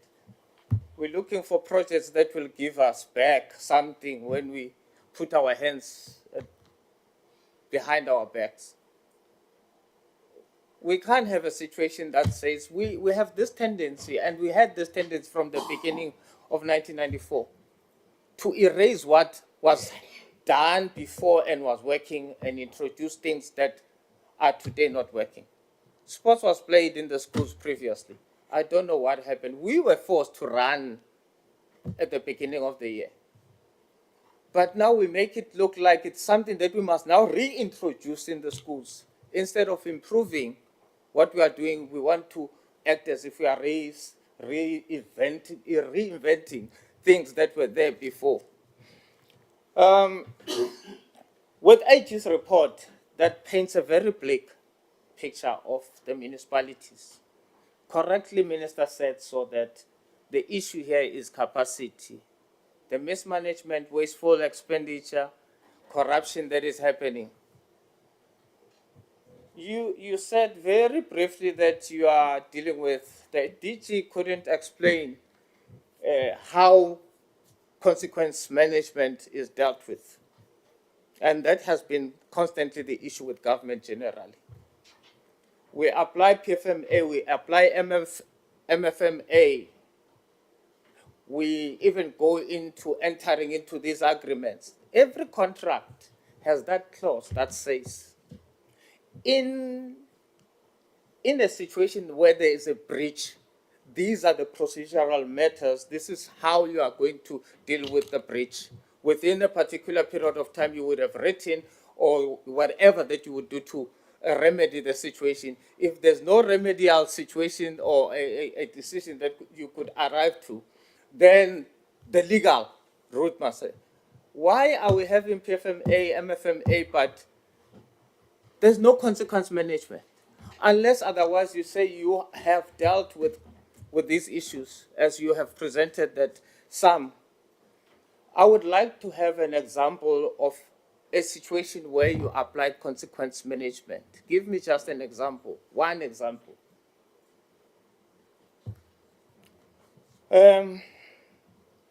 The contestations. One of the things that you spoke about, ring-fence, and in my understanding, if you could assist me, if I have a very ill understanding of the ring-fence part of MIG. In my understanding, it focuses on libraries, but other things don't get that. That is why municipalities, in the contestation of resources, where it has to provide basic service deliveries, it will take the money from MIG and do that. And there won't be any consequence management around that. There won't be any issue. So you speak of this ring fence that has been apportioned, a particular amount that has been apportioned to that ring fence part of the 5%. But this 5%, I can tell you, it goes to other things than sporting facilities, than other infrastructure within this sector. So I would like you to explain to me whether that, because you know sometimes we talk of integrated reports, and integrated reports by nature, they hide details. We are going to dig the details here. When you speak of ring-fenced, which part, which are the sporting codes, or I mean facilities, which are the, is it the infrastructure for sporting facilities that has what? Because as I say, wherever I went to, they were telling me, you know the challenge we have, the ring-fenced part of this, it is for libraries. And you can see libraries are well maintained, but not other facilities. So if you can clarify. I've asked where arts and culture in the municipalities is, because I don't hear anything about arts and culture. And I'm sitting here very pained, because I'm one of the people who inspired President Cyril Ramaphosa to merge sports and arts and culture, because I was saying once these are the two are together, when he informed us that he's going to be restructuring government. So when the two are together, then the department will realize how unfair the arts and culture is treated as opposed to sports, because sports is well organized. You have what's that? SASCOC that deals with the management of the sector. But on the arts and culture, nothing. Maybe that's why we don't talk about it. We are sports, arts and culture, but we are talking sports. Che, you will forgive me because it really bothers me. Yeah, it really bothers me, that issue. Yeah. Okay, on you saying in your introduction, you're saying serving the poor. Serving the poor. You kept on saying serving the poor, serving the poor, serving. Have you ever been to Soweto? Have you ever been to the schools of Soweto, the facilities of Soweto, or any other township? Go to Tabazimbi. The worst in this country that I've ever seen is Tabazimbi. A community hall with no toilets that are broken, that's been there. The municipality, maybe the reason why it had to be under administration. But is that the only consequence management that you apply by putting the department under consequence, under administration, instead of investigating and punishing the people who have committed crime? So that these are the issues we can curb towards moving forward, that people don't repeat the same problems. Because we seem to be saying, let the bygones, I will repeat it, I will go, I'll move, and the tendency of people resigning from this department and going to another department, and then we can't follow them. We can't continue business as usual like that. You said you do commit and spend MIG in your presentation. That's what it says. Something like do commit and spend MIG grant beyond. Wow, I was impressed when I saw that term, beyond ring-fenced allocation. How true and confident are you with that statement? What is your verification method that you follow to confirm that indeed this money has been spent beyond the ring-fenced? Because on the ground, I will tell you, the picture is not the same as the report. Thanks, Chair. Yeah, see, Minister Labi said, that's the problem if we have so many lawyers in your committee. Honorable members, it's 12:37. Don't eat into one another's time, please. The paparazzi is outside, the next committee is outside. Honorable Khabo, I know you have a very, very long voice. Chairperson, thank you very much. I'm not sure as to whether I'll be able to adhere to your request of keeping up with 3 minutes, but I'll try my level best. Chair, it's unfortunate that let me start by apologizing for arriving late into the meeting. I was told that when you arrive late does not mean that you undermine yourself only, but you are also demonstrating a disrespect for those that you are going to form part of the meeting with. So I'd like to apologize, Chair. With that being said, I hope you do not chow from my 3 minutes as being indicated. Chairperson, I'm like you have correctly said it, I'm from one of the rural provinces in the country, the Northwest Province. I'm from Dr. Ruth Mompati in particular, Lekwatemane local municipality. So when you sit in a meeting and you are told of good stories that you have never seen in 30 years of your existence in this world, you would begin to suspect that you are probably in the wrong meeting. Let me start here. I grew up attending a public school. And we used to walk more than 5 kilometers to the nearest library, was in town. Until to date, after I've completed my matric in 2006, still we don't have a library in that school, in that area.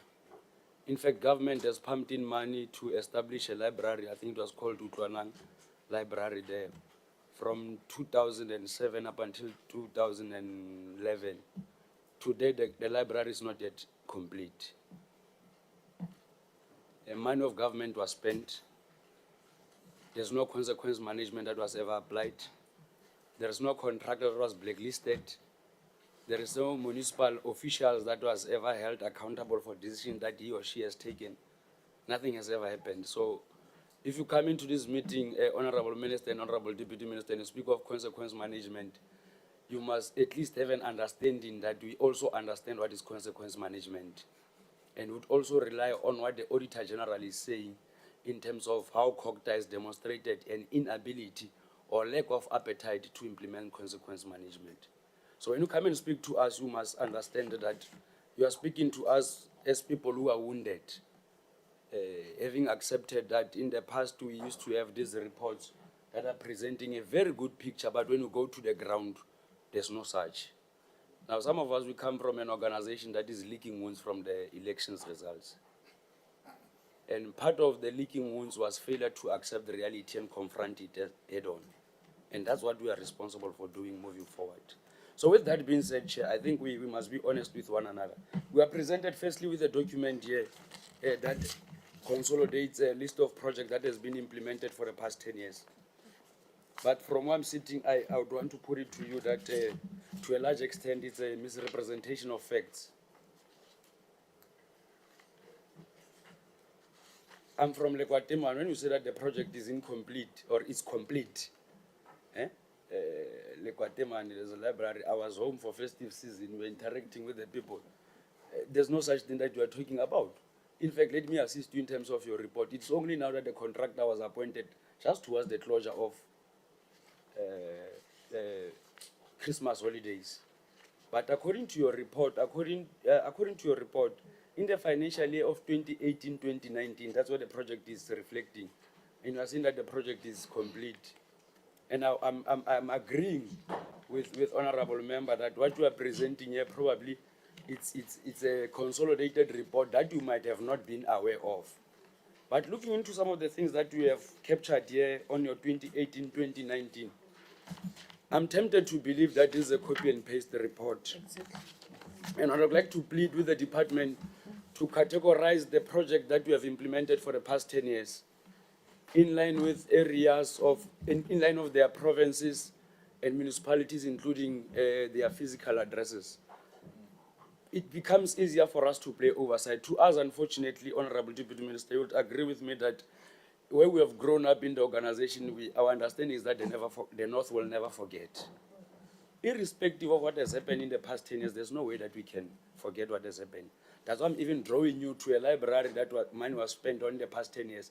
Yet again, nothing was done to it. I'm still interested to understand how is both COGTA and the Department of TSEC plays a role of monitoring and evaluation the implementation of this project, Chair.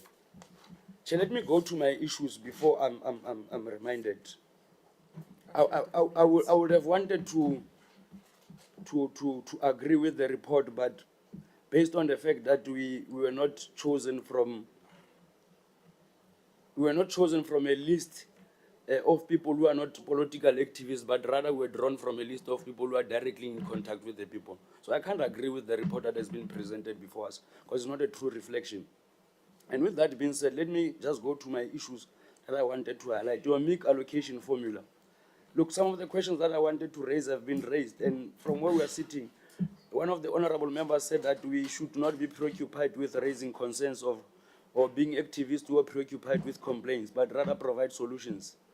The 5% allocation that you are speaking of, Honorable Minister, the very same local municipality that I'm from, Lekwateman, its MIC allocation is 14 million annually. There are certain responsibilities or functions that are being allocated to them in terms of the constitution. They cannot implement that. And in their reports, they have indicated that they cannot set aside the 5% for the operation, for the operation and maintenance of those buildings that they have constructed.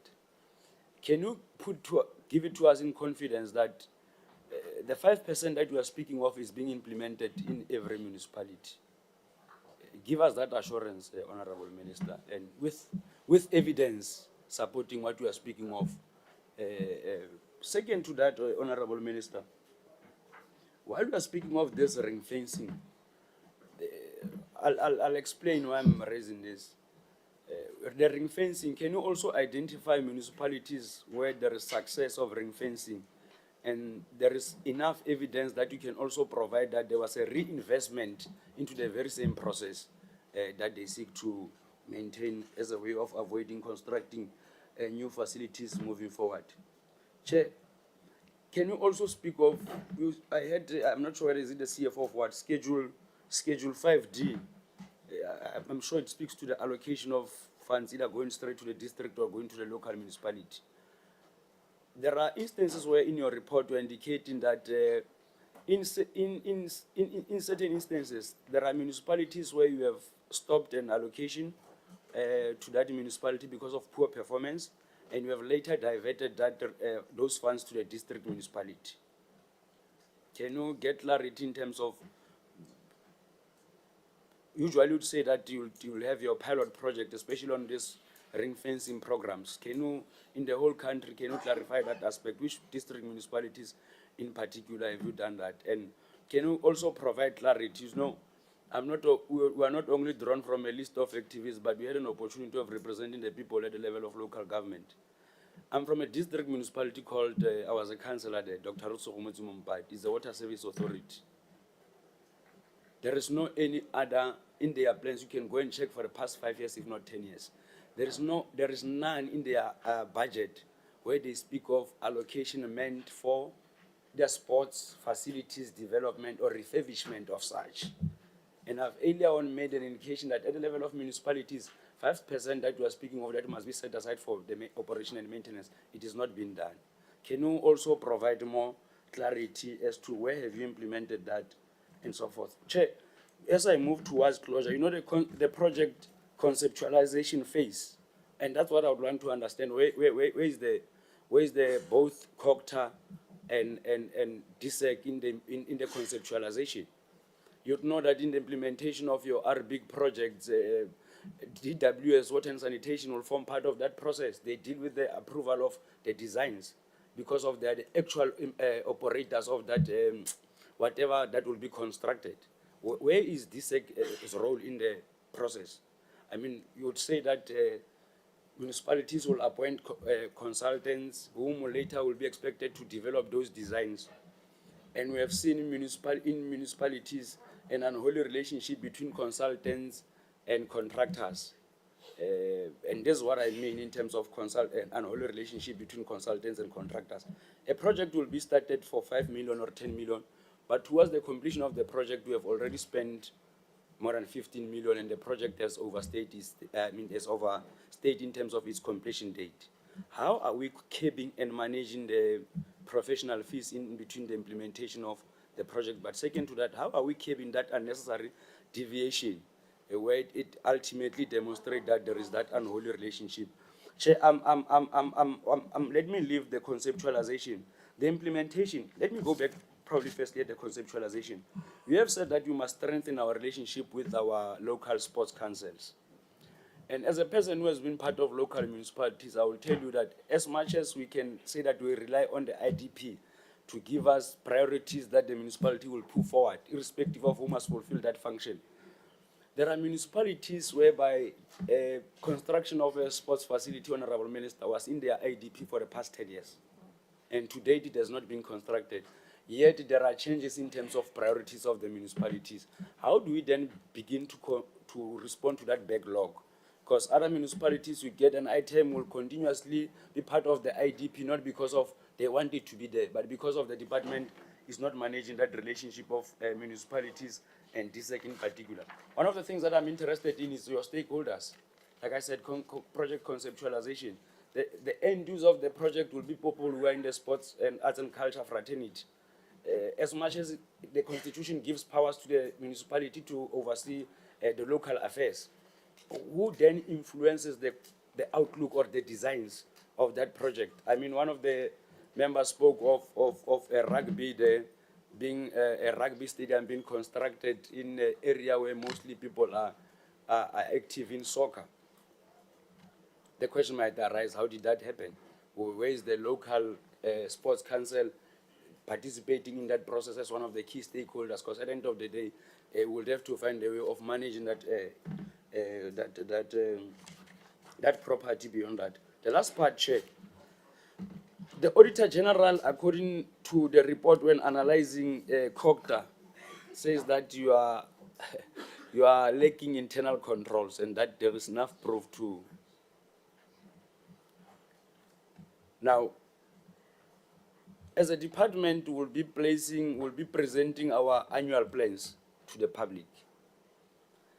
And one of the things will be to say that in this current financial year, we'll be either constructing 1 or 2 projects under the functional responsibility of DSEC. But the implementation of such program will have to involve other departments like COGTA as things stands. I'm much more interested on how do we manage or get the reports. I mean, from COGTA, there is that section 75 MFMA report which indicate how the municipality is spending on a monthly basis. How are we as DSEC analyzing the spending? Because according to the Auditor General, we've got challenges, or we lack the capacity of managing contracts properly. How do we manage the monthly progress reports that must be submitted and analyzing the spending pattern in line with that? Because from when we are sitting, projects are started, but projects are not completed. And in others that we are told that are completed, when you go there physically, those projects are not completed. There's that argument of your close-up reports. How does the department, both COGTA and DSEC, oversee such consolidation of completed projects? Chair, I think with that being said, others I can submit them in writing, because facially I can tell that you are getting not happy. No. You very much. It's fine. Honorable Khabo, you've mentioned a very important thing. And I want to make this invitation to all members. If I understood Honorable Khabo correct, there is a report of a library complete and he is arguing with his oversight it's not complete. Let me invite members to engage with that report and go on oversight and come back and see how best can we with the department solve this problem. Honorable members, the PC on Defense and the Military Veterans and Joint Committee on Defense briefing by the Minister will happen on the SANDF and the DRC matter. So we are even going to have a debate on this issue. I will have Honorable Liam. Before I'm not going to give you a chance. We have to leave now. I'm going to adjourn this meeting. We will move to S26. I am terribly sorry to the Minister and the Deputy Minister. I really want to give other members the opportunities. This is a very, very important meeting in terms of what we discussed. So we will move to S26 following Honorable Maletsane to start with the question.